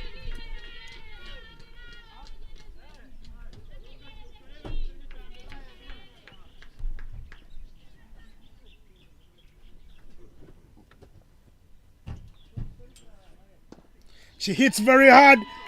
That is good footwork from the fielder in the covers. She saved her team 2 runs. She could have gotten injured, but when you play for your country, you don't represent yourself. Millions of Tanzanians will be happy with that individual effort. Some good footwork. Harry Maguire like. It really scares me when I see fielders fielding with their legs, innocent. Hit very hard, but straight to the field again. Chance to run. Direct hit. Is that out? No. Not out. Uwase was in. They want to scamper through for a scary and uncalled for second single. They don't do that. Sheila Shamute Kizito bowling an interesting line with her spin. Tanzania bringing earlier on their spin bowler, but the Rwandan batters saying bring them on. They're taking on you in your first over. Kizito, a very famous name in East Africa, one of the mattered in Uganda. Given sainthood by the Pope way back in 69. She'll be looking to do divine stuff here to inspire Tanzania. Because Tanzania do need a miracle here going forward, because Rwanda are comfortable. They're going at this score like they're chasing 100 plus. They have things going their way. So far so good for the Rwanda team. They're batting well, the rotation of strike, the running of between the wickets, everything is exceptional, innocent. No risky shots played so far. They haven't offered any chances. I can say tidy batters they have there for Rwanda.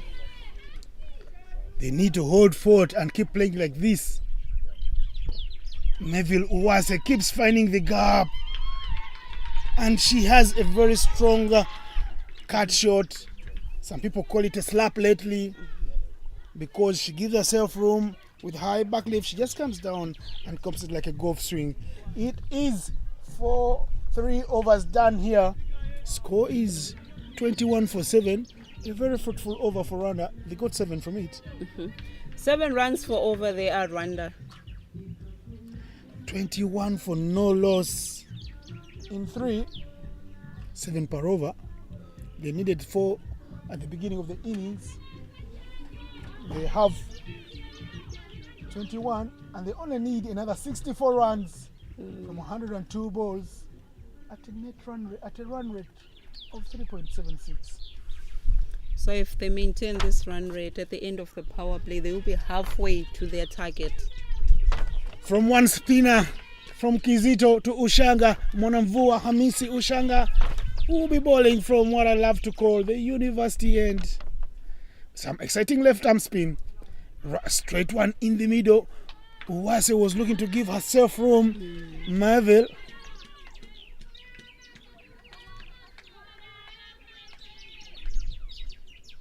Well, the way Uwase is playing and attacking this spinners. Short ball. She doesn't connect. Finest of edges. The leading edge.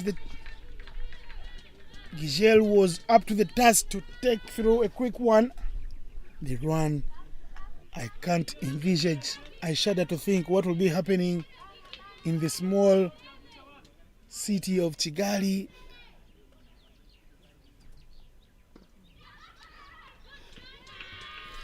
The running of between the wickets between these two has been brilliant. They are actually running a ball, keeping the scoreboard ticking. No pressure whatsoever for them, innocent. Cricket in Rwanda, having started in 2005, only 21 years old. They will be making 22 this year. That game of the gentleman's game there, the women only starting much, much later. And for them to be able to be the ones going to the World Cup from a humble background, there will be buzzing, there will be celebrations. Rwanda will come to a standstill tonight if they do qualify these youngsters.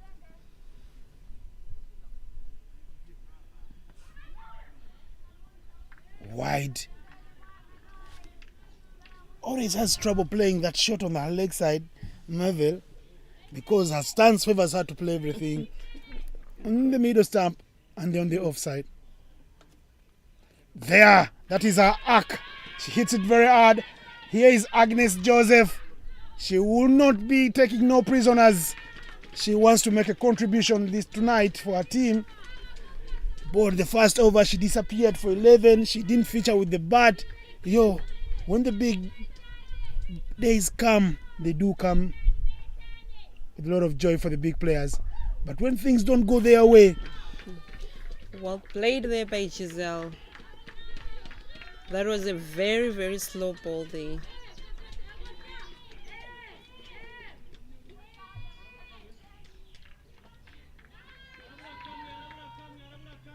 With the way Owase is going on her innings,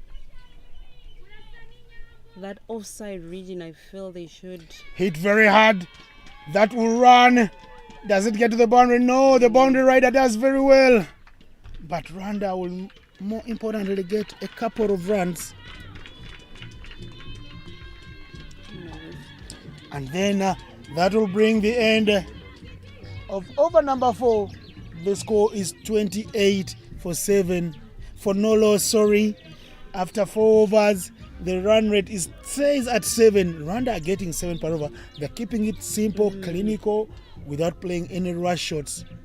It's business time, and it's Rwanda who are right on the money. Are we going to see a 10-wicket win here by Rwanda?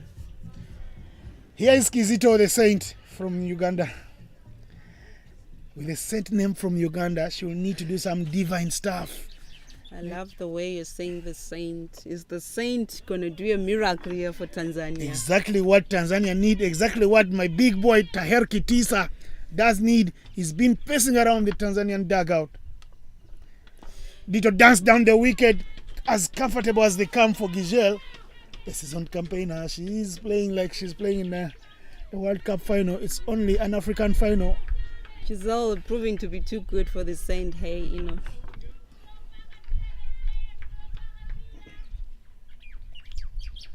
Melville Owase, that could have been a single if they set off, because the fielder went for the long barrier early on, not able to stop it. I can say Melville is quite a tidy batter for Rwanda. She doesn't offer any chances. All her shots, they're just on the ground. That is there for the hitting.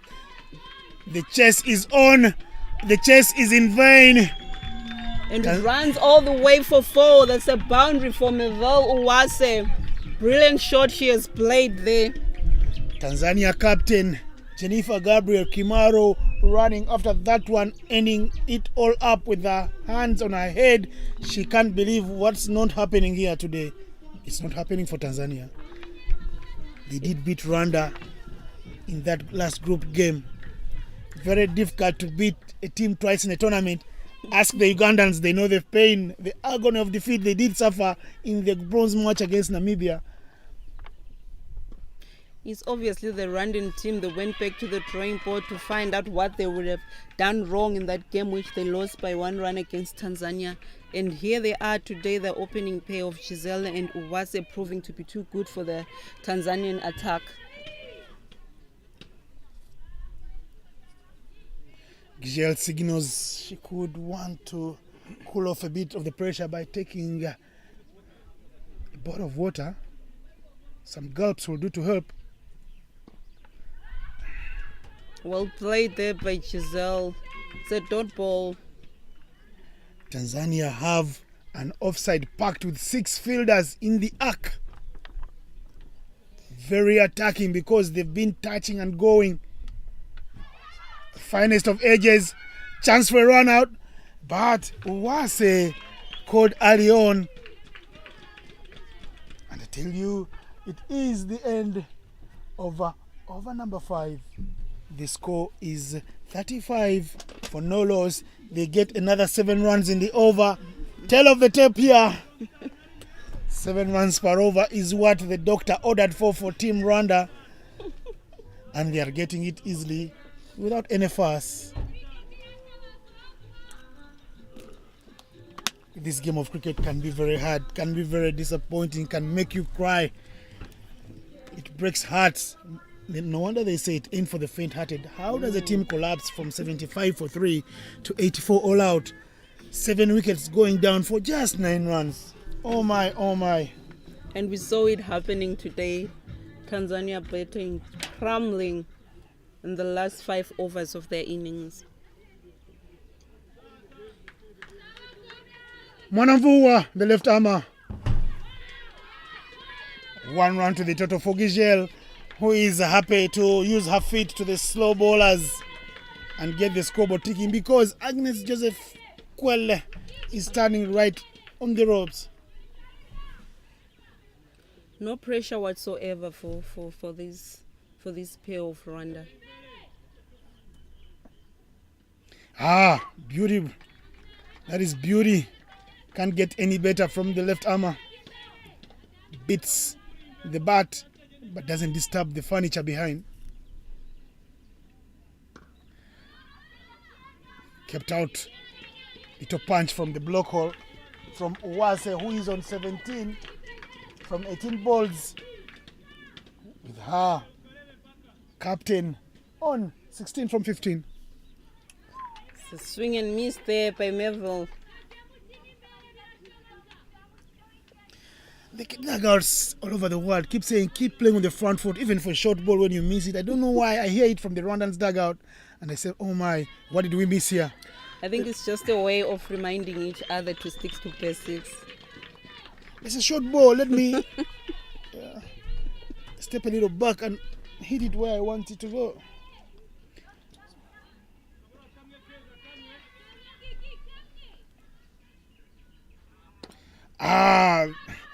She wanted to hit that one very, very hard. It got into the middle of the bat, and that is a very good over from Mwanamvua Hamisi Ushanga, the left armer. I am a left-hander, and whenever I say left armer into action, I am happy and excited. It is 37 for Nolos after 6 overs, 2 runs in the over, and there will be a change in the commentary. The beautiful Shamila Mosiu will be joining me in a bit. Shamila Mosiu is senior player for the Botswana cricket team. She's played in the Fair Break tournament there, where Henrietta Ishime, who will be walking in at 1 down if Rwanda lose a wicket, played as well. She's here to give us stories. Hey, but she's looking nice in the standards. I hope she can give them to me after here. And well, Shamila Mosiu also does volunteer as an administrator or an assistant here at the Botswana Cricket Association offices. So, are you Mrs. Cricket in Botswana? No, I wouldn't say that. I wouldn't say that. I just love being involved in cricket, help where I can. Hits very powerfully to that fielder at long off. Shamila, let's continue going on with the stories. Unless something happens big here. The world is watching. They could do the commentary themselves. We're happy that we got a paycheck for it. But tell me, how is cricket in Botswana, women's cricket? Oh yeah, women's cricket in Botswana is definitely growing. I feel like it could grow at a faster pace as soon as school sports comes back. Just seeing our girls take part in qualifiers, considering the fact that they've only been playing for like 8 months together. I mean, that's not a bad first experience. Hit straight back to the bowler. Uwase asking Kizito, take me out. Shaking hands with the bowler. The bowler not in the good mood to shake hands with the batter. The batter will stay, says, well, you don't want to greet me, I'll hang around. And bat on. She gets a reprieve on 19. And she only played 22 balls. She's looking dangerous today. Yeah. And she hits this one very hard. Oh, straight to the fielder. Rwanda batters are looking very confident early on in the game, which is really nice to see. Keeping the fielders on their feet. See what they can do from here on. Hit again very hard in the gap. They're running very hard. They take on the arm of the fielder, the boundary rider, Kizito Shamte. Guilty for watching the runners between the wickets rather than holding onto the ball first time and throwing it back. I've seen Botswana women's cricket grow leaps and bounds. The cricket that you women have been playing first in the T20 qualifiers last year here. Exciting. The crowd was on its feet in all your games. They went to the wire. You were not able to win some of the matches that were important. You took the games down to the wire. tell me about women's cricket in Botswana, the senior team where you're playing as well. Yeah, I think, I don't know, maybe it's because we don't get to play a lot of international games or many friendlies. That's where we are lacking, but we are definitely a good side. There's definitely talent in Botswana. We just need to give them more exposure, and hopefully next year we'll see changes in our results. Talking about changes in your results, would be very nice. Look at the crowd there, the Ugandan girls staying around to watch. This is very important for them to take back very many lessons, because more than 90% of that Ugandan side will be back in the next under-19 qualifier. Very young girls, 15 years old. There's a primary pupil there. There's senior one students there. They have it all to do. Shamila, tell me also, you grow up here on this ground. You're literally a cricket girl. You're literally like a ball. You're literally like any other extra equipment of cricket. Everybody's seen you growing around here. Tell us about growing with your father being an administrator, Mr. Faz Sharif, and you be growing here. What does that give you? Does it give you an edge from the rest of your mates? I mean, they are some good things, positives and negatives that come along with having your dad part of the board. But we always try to keep it strictly professional. He's my CEO, not my father. So we always try to keep it like that. But yeah, I just haven't tried to think much about it and just do what I need to do at the end of the day. You make it sound so easy. I would never have loved to. Easy. I would never have loved to work with my father. I mean, at the end of the day, he's quite chilled as a boss. As long as you do what you have to do on time, then you will be okay. Because it's hard to catch him at fault. He'll tell you, son, you won't be getting that weekend allowance. Yeah, I don't even get an allowance. I wish I did over the weekend. But no, I mean, I just need to do what I need to do, try create opportunities for the youth and also our teams that are around, and just make the most of the opportunities. How many teams are there in Botswana League? Do you guys play competitions as women? How many women's teams are here? How many clubs? Or do you just get to meet for international engagements with the coaches? We meet mainly to prepare for international tournaments, especially for the women. We've had that major knock from COVID, so our numbers kind of went stagnant, but school sports should be starting soon, and hopefully our numbers get back to where they were and have a nice increase, and then take it from there. The women were here last September. The women are back here this September. How does it feel, you guys being the home of women's cricket in Africa? It actually feels amazing. I feel like we're competing with Rwanda when it comes to hosting. Yeah. I mean, I was with senior women in Rwanda earlier this year, and the atmosphere there is just amazing to play there. So hopefully players teams that come to Botswana also kind of get that experience as well, and they enjoy playing here. But for Botswana, it's an absolute honor to host these kind of tournaments, especially for women's tournaments. Oh no!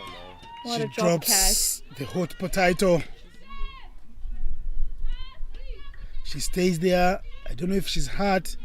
She must be wishing the ground can swallow her, because 2 chances put down with the team riding high. More than a half of the runs there. They got 47 for no loss. Uwase is given a second reprieve. I tell you, it's not happening for Tanzania. This is surely Rwanda's day. Yeah, Rwanda have been playing really well and have done well to put the pressure on the Tanzanian fielders. That's already 2 chances for Uwase. And I think she's just going to capitalize on this going forward. She is a very strong, talented batter as well, so she's probably going to aim to score some runs for this final. What type of player would you call yourself? If I said Shamila Musu, what type of cricketer are you? What would you say about yourself? Or what would you love to hear a guy like Innocent say about you? That I'm an elegant batter.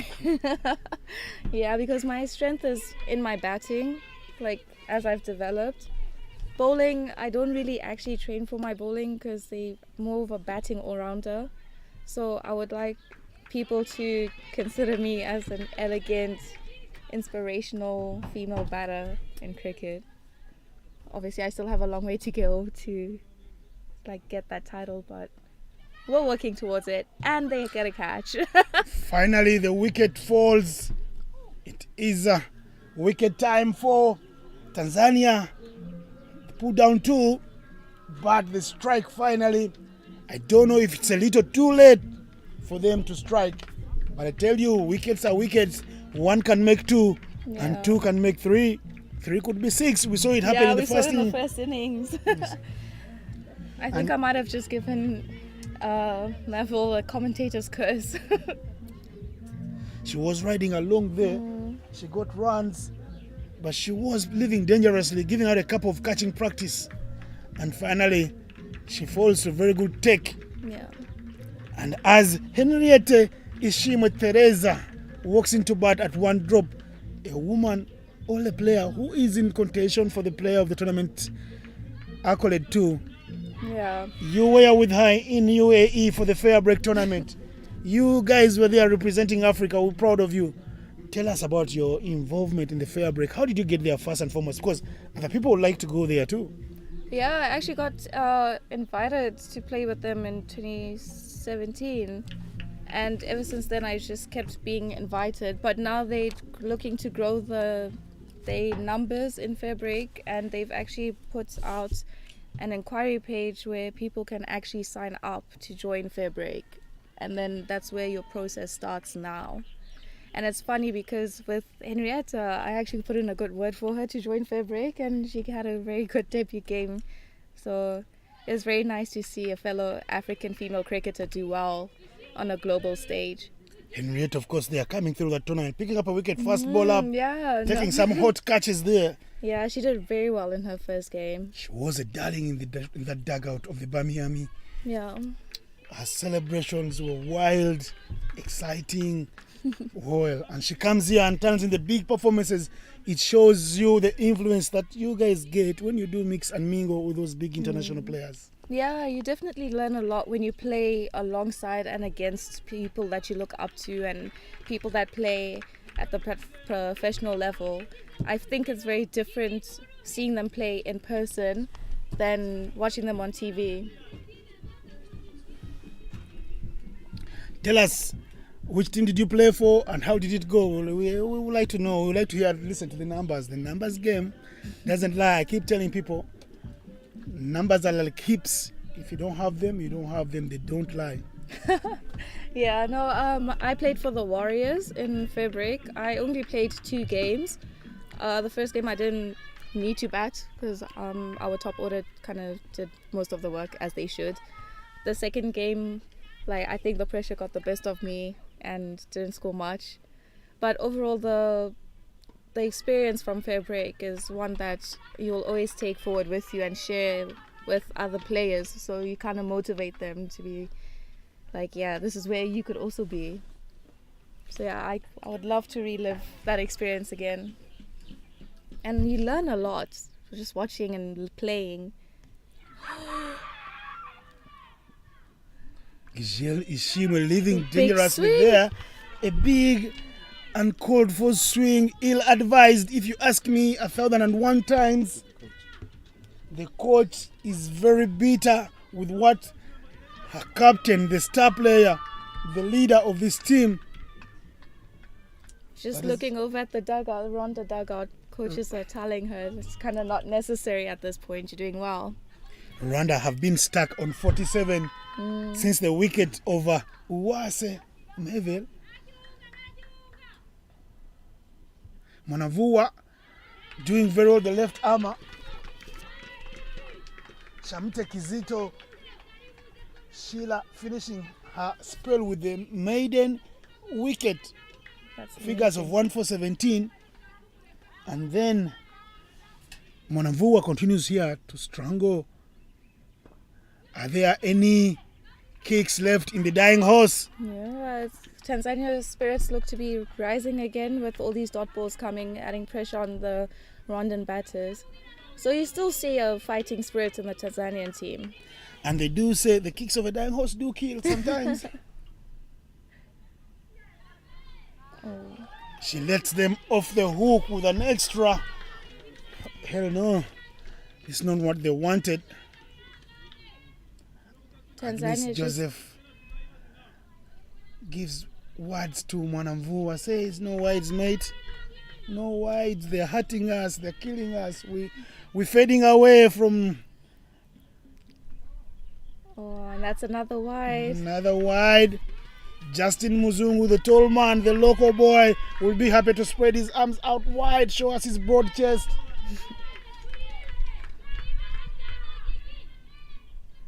These sports are very tough. These IC tournaments are cutthroat events. That is right in the middle. He is interested. Wicket time. That is a big wicket for Tanzania. It is Mwanamvua Ushanga, the left armer, exciting talent from Tanzania that gets the breakthrough to give the manager there, the coach, the big boy Tahir Kitisa, and Kelvin Mapunda, the coach, some relief because Gishel goes, but she scored some runs.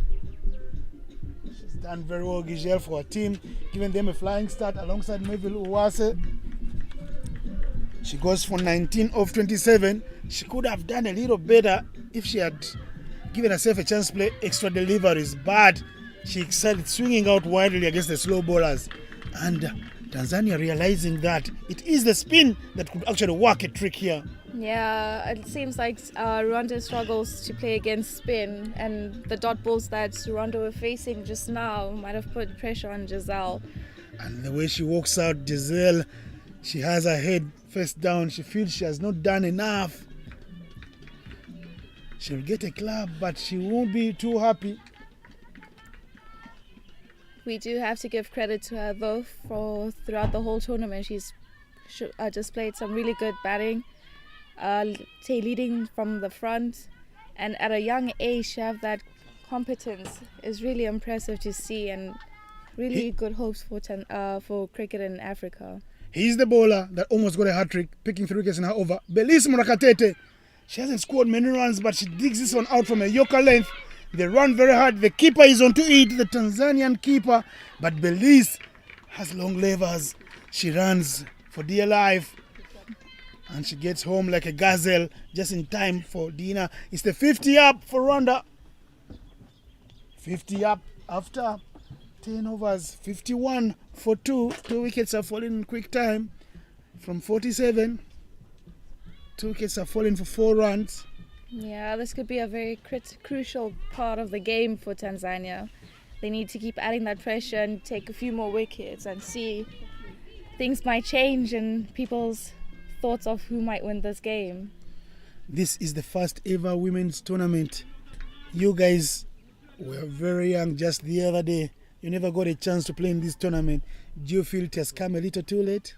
No, I say everything happens for a reason and when it's meant to happen. But for us as senior players, we are a bit jealous, considering that we've always wanted to play at an Under-19 World Cup.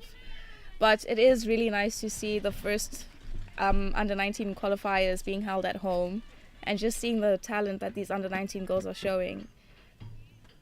Tell me something. Who is excited you most? Forget Rwanda, forget Tanzania.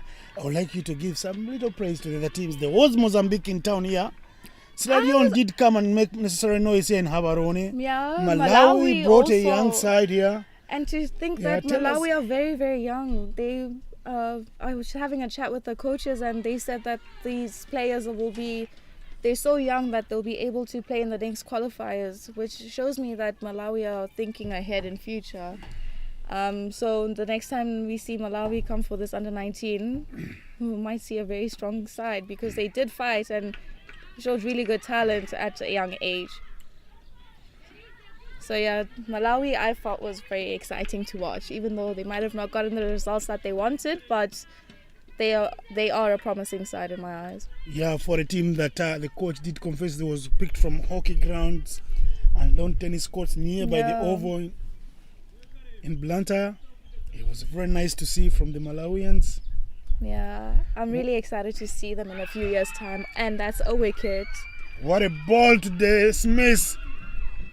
Belize Murakatete cleaned up, clean bowled. She stays there standing, not knowing what struck. Well, I think that struck twice. That was definitely a good ball. 52 for 3. Monakatete is capable with the bat. She's had a horrible tournament with the bat, but with the ball, she's been dangerous. She's been running in like a godsend. Tanzania just might be turning this game around. You never know. It's funny part about cricket. You never know till the last ball's bowled And or I the see- last runner scored. You can see that in the dugout of the Rwandans, the Tanzanians start to believe. The Tanzanians start to believe. I say this again, for Rwanda, they are pondering, saying, what could go wrong here? How can we avert it? Better they do it now than regret later, because the tears will be too many to wipe away, especially for the technical team. Yeah, both teams are definitely going to fight for this till the end. They've definitely worked a lot to come to this point of the tournament. Henrietta Ishimbi joins her namesake Henrietta Ishimwe in the middle, and she gets a run with an inside edge. I like to call it a French cut. Inside edge. The keeper runs after it, stops it there. Saumu Deo saying,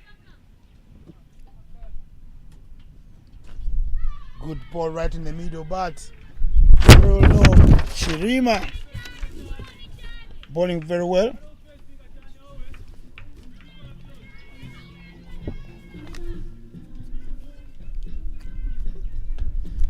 This tournament starting up, Shamila, and the home team was in action against Sierra Leone. What a hell of a match. I saw the captain of the men's team, Karabo Motlanka, who is disappeared, gone to, of course, South Africa to play in the Africa Cricket Association Cup. The T20 Cup happening for the first time ever. It was supposed to happen before COVID. It will happen. Botswana will be up against Uganda, my home nation. I'm excited about that match. Happen Wednesday morning. Tell me about that match. Botswana winning it by 1 wicket. Very, very late show from Botswana there. Had the nation believing, a nation pregnant with expectation. Botswana. Yo, that game, I must say, was very overwhelming and emotional for everybody who was here, because we could see a fighting spirit, and we've seen how much the girls have worked to get to this tournament, first of all. And second of all, considering the fact that they haven't played cricket for long, and they go play their first ever international game and win it, I mean, who wouldn't be emotional after such a display? So yeah, no, we were very happy for the girls and for the coaching staff.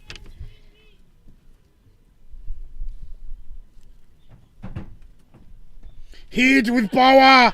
That is the Simbi for you. Against Joseph Kwele is given the ball coming back from the University of Botswana, and she strays onto her pulse a little too much. Yes, if she missed, she could have been getting the umpire interested with a good shot there. But Isimbi's got power. We saw her, the energies she used in the first innings, throwing her body all over the park. She gets one in the middle. She gets it all the way to mid-wicket region for a beautiful 4. They will need more of this Rwanda because of those 3 wickets in quick time. Yeah, Rwanda still have to keep going. And She goes harder, just over the captain. She had a chance to put her hand out there. Maybe the ball could have stuck. But she went there half-hearted. They run again. Comedy of errors in the field from Tanzania. Come on, Tanzania, you're still in it. Do fight. You never give up so easy. Yeah. These games in cricket turn around very fast, especially in T20 cricket. You snooze for 2 overs, you lose. I think even snoozing for 2 overs is too much. You snooze for an over, it could change the game completely. So Tanzania still needs to stay on their feet and stay focused. These one little extra overthrows may cost them the game. You see a change of field. Long on, drop. The captain asking Ishimwe, her namesake, to keep playing shots hard on the ground. They tell her to watch out for the possible second run because she played and she looked like she's contented with one run. The rallying cry of the captain, Ishimwe to Ishimwe, show us small love, she tells her mate who's still out there in the middle fighting.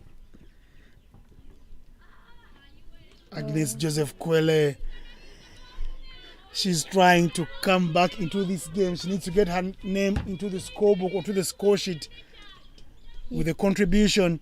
Not yet able to do so today. She's done it all tournament for Tanzania. You can't fault them, these big players. Sometimes they fail at the biggest of stages.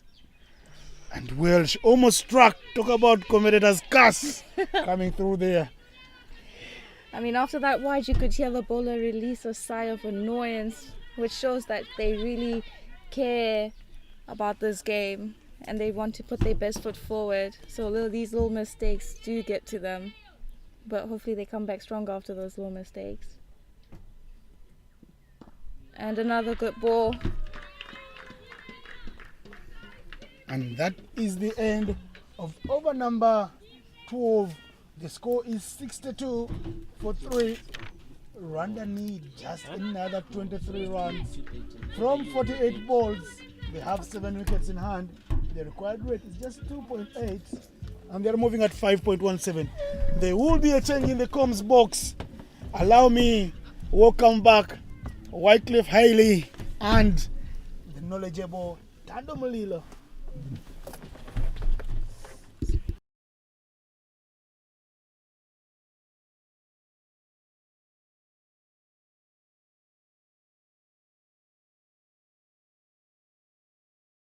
Comes from the golf course end.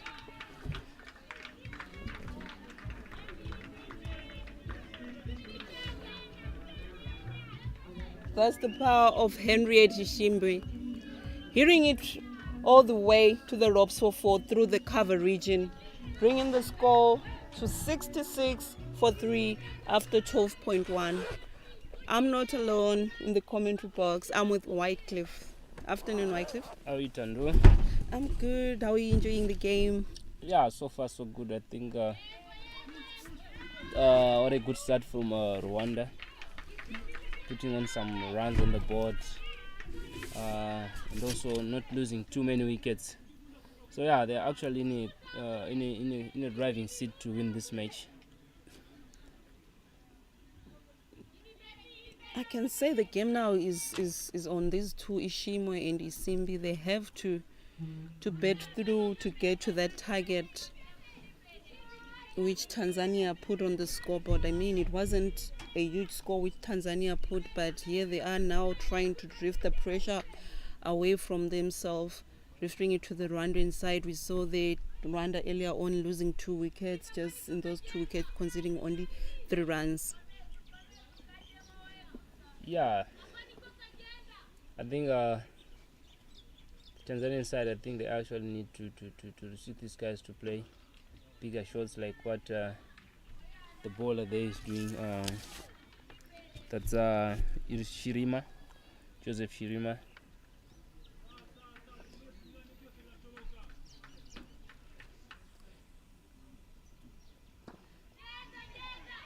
That's a good swing there. Just above mid-off. Henriette Isimbi hitting that all the way over long off, and it runs all the way for 4. The boundary is scored there by Isimbi, leaving the score at 71 for 3. 13 overs bowled in this innings. Wycliffe. Yeah. Rwanda only needing 14 runs to win. Yeah, definitely. I think it's now high time. These 2 batters just finished this match. Like you see the previous shot which she played, I think she was actually sending a message to the Tanzanian bowlers that we are here to actually go for a kill now. Yeah, as much as they want to go big, these guys, they have to be tidy. They mustn't lose their wicket. And all, we saw what happened in their group stage game when they played this same team, Tanzania, losing it by 1 run in the last over of the game. Yeah, that was actually a heartbreak moment for the Rwandans. Agnes Joseph Kwele continues from the dark pot end. Well bowled there in your first ball. She's actually bowling straighter. She's actually sending a message to the batters. If you miss, then I hit. Well, definitely they need some wickets here. Shouts for an LB. The umpire says not out. Obviously the height.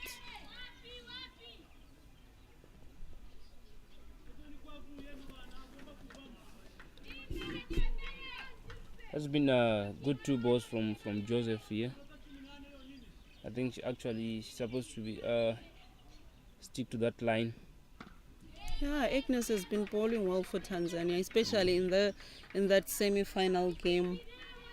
She was the star player, but today things not seeming to be working according to their game plan or according to a bowling stream.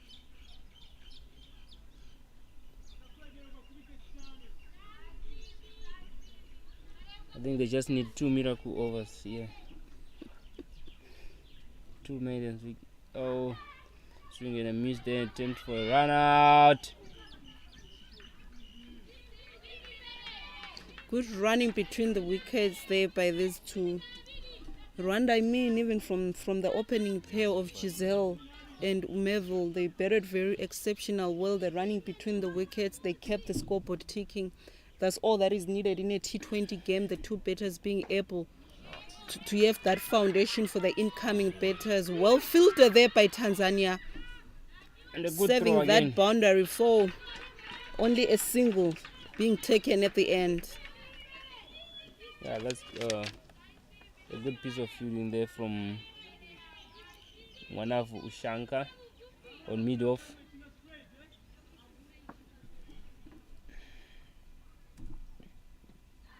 And it's a wicket. Agnes Joseph strikes for Tanzania. 4 wickets down for Rwanda, and the score is 74. Rwanda only needing 11 runs on the scoreboard. Yeah, that's a good line.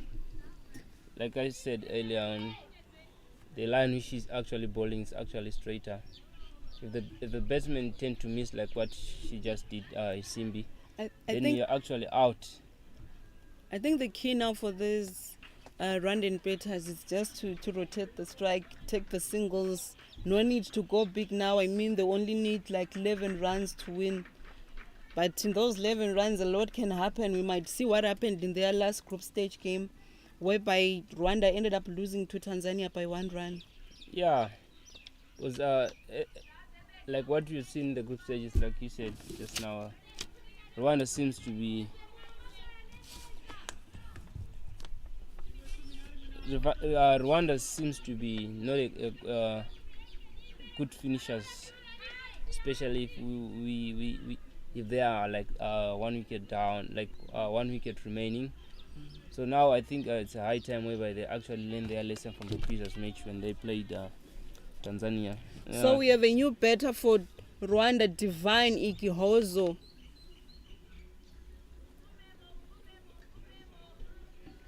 "14 overs bowled, the score is 74 for 4. Rwanda needing only 11 runs to win this game. Well played there. Through the cover region, they take a single, of which I feel they should have taken 2 runs. Yeah, there was a little bit of hesitation there from Hernete Ishimwe. She's supposed to be running hard between the wickets. Like you can actually hear from the dugout, the coaches were shouting and the players were shouting for 2 runs. I think that was actually a too easy 2 run there to take. I think these two, they are now playing it safely, not trying much not to lose any wicket from here.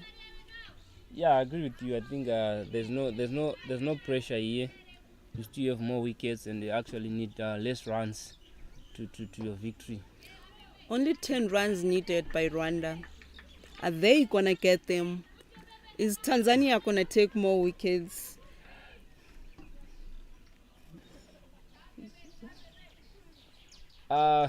You never know.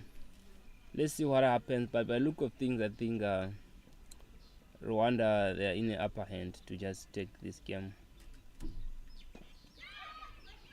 Shouts for a catch there.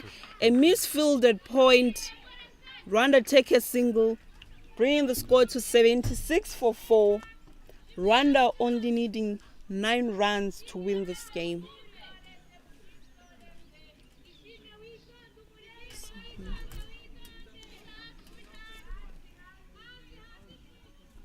Sonia Chachalamuya, bowling from the golf course end for Tanzania. As you see there, Ishimi pulling that one for a single. They hesitate to take the second one. Yeah, I think in this stage now, I definitely think they'd actually take those singles out, not risking to go for the second run. But you never know, maybe that will be breaking point. And actually an advantage to the Tanzania, bringing the new batter in. The required run rate now is just 1.50, so there's no need for the running batters to go big. They should just take the singles, and they're in the money for this game. So we have had 9 teams in this tournament at the start of the tournament.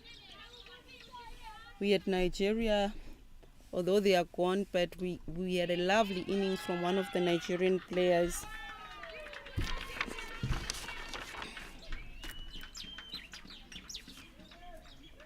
That was Petty Lucky. She scored 106, not out. Brilliant innings we saw from Nigeria there.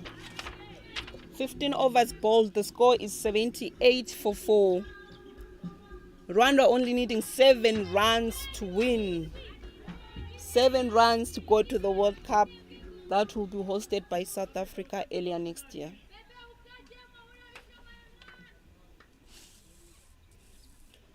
So earlier on we saw Tanzania winning the toss and electing to bat, putting 84 runs on the scoreboard, which it seems like it wasn't enough for them. As we see now, Rwanda, they are already on 78-4, needing only 7 runs to win this game to go to the World Cup.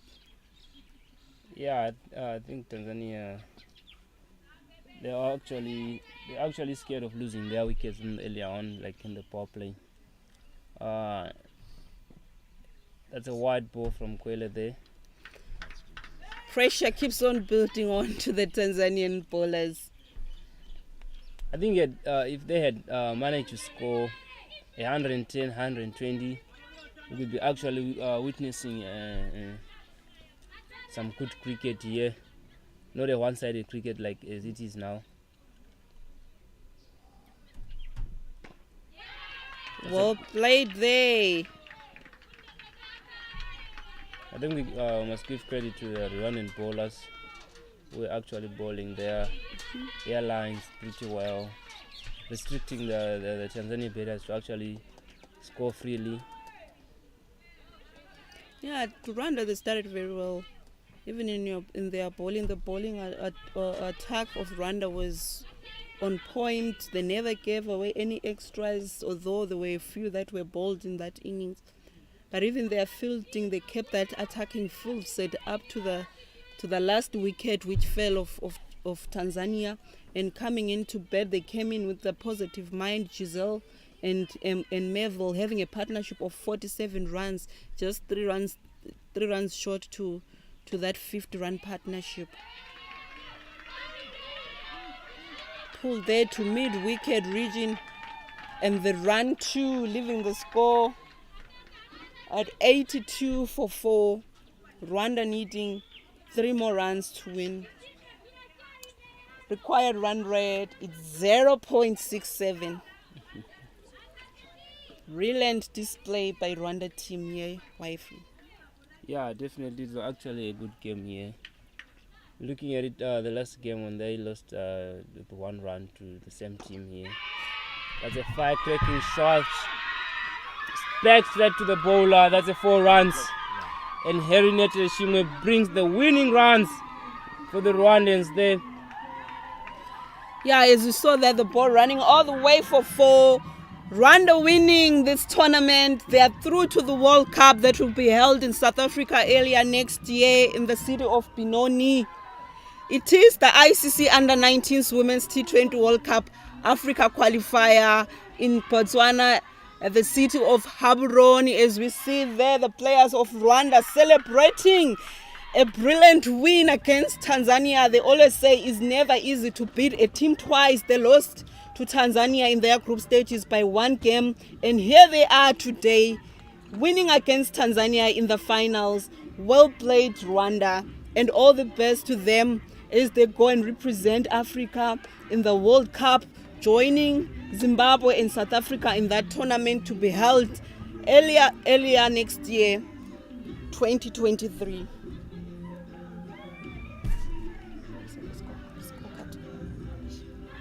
Scorecard.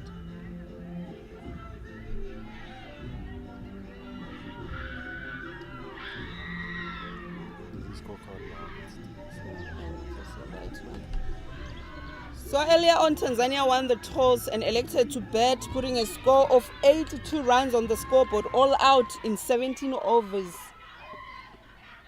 Then Rwanda came in to chase Giselle and Medhu, making a 47-run partnership.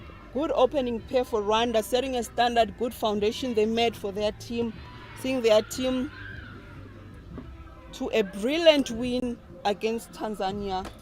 That's it from the commentary box. We'll be back for the post-match presentation in a jiffy.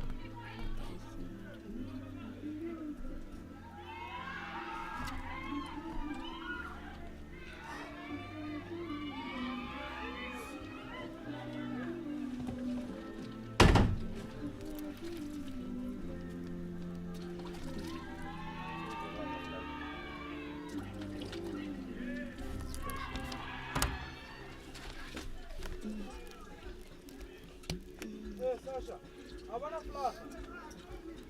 Havana flag. Flag. Flag. Rwanda. Not that one. Havana one.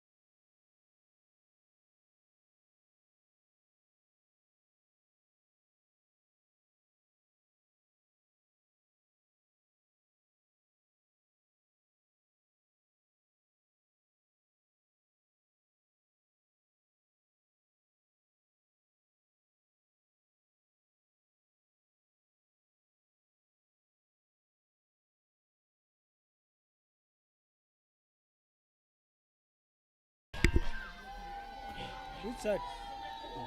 Right. Islam. Iskale bala bala. Kanta bala bala.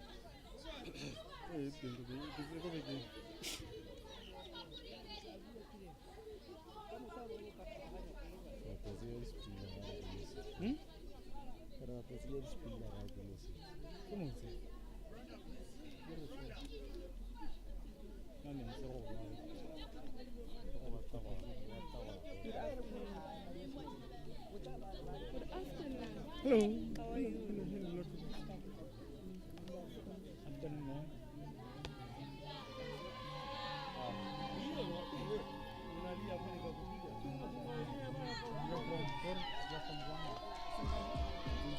Sonia!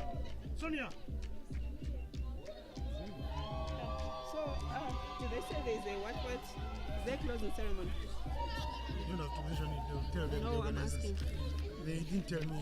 But they're saying it's there, it's not there, I don't know. They are not sure. Okay.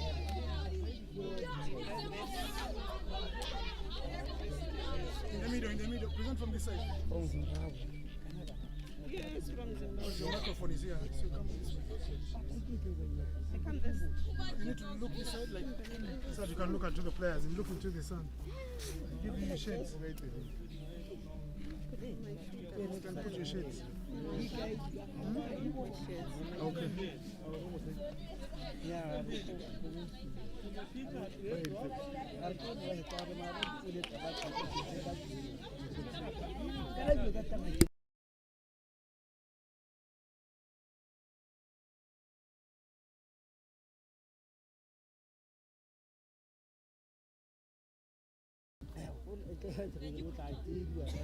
Are we on?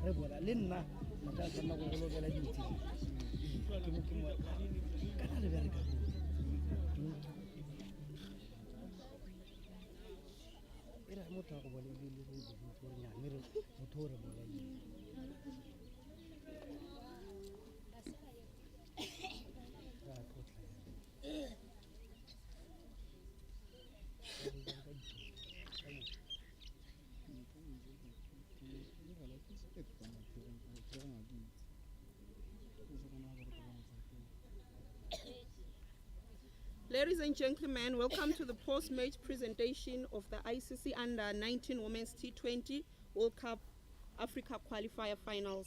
Before we begin, we'd like to thank our host, Botswana Cricket Association, for their support. A round of applause to them. At this point in time, I'd like to invite the captain, Jennifer Gabriel of Tanzania.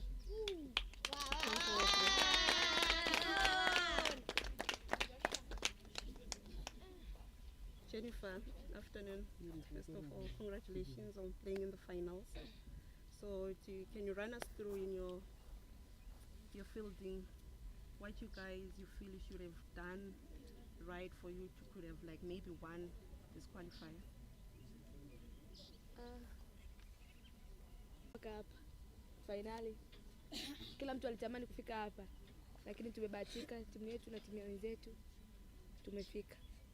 Japokuwa hatujafanya vizuri kwa siku ya leo kwenye beti na hata kwenye field. Number one mistake one goal. Tulikosea kwenye beti, wenzetu wakaja wakatuonesha kama wanaweza. Kwa hiyo tutajitahidi katika mashindano mengine, tutafanya zaidi hapa tulipofanya leo. So in the last game of your group stages, you guys you beat Rwanda by 1 run, and obviously maybe the confidence was high in your camp. You thought you were going to win this, but then today it didn't go your way. What do you have to say as the team captain? Na pia kwenye upande wa timu na wenzetu tulivyoenda kwenye field walivyo pale, japokuwa kuna sehemu ilifika tulichanganyikiwa,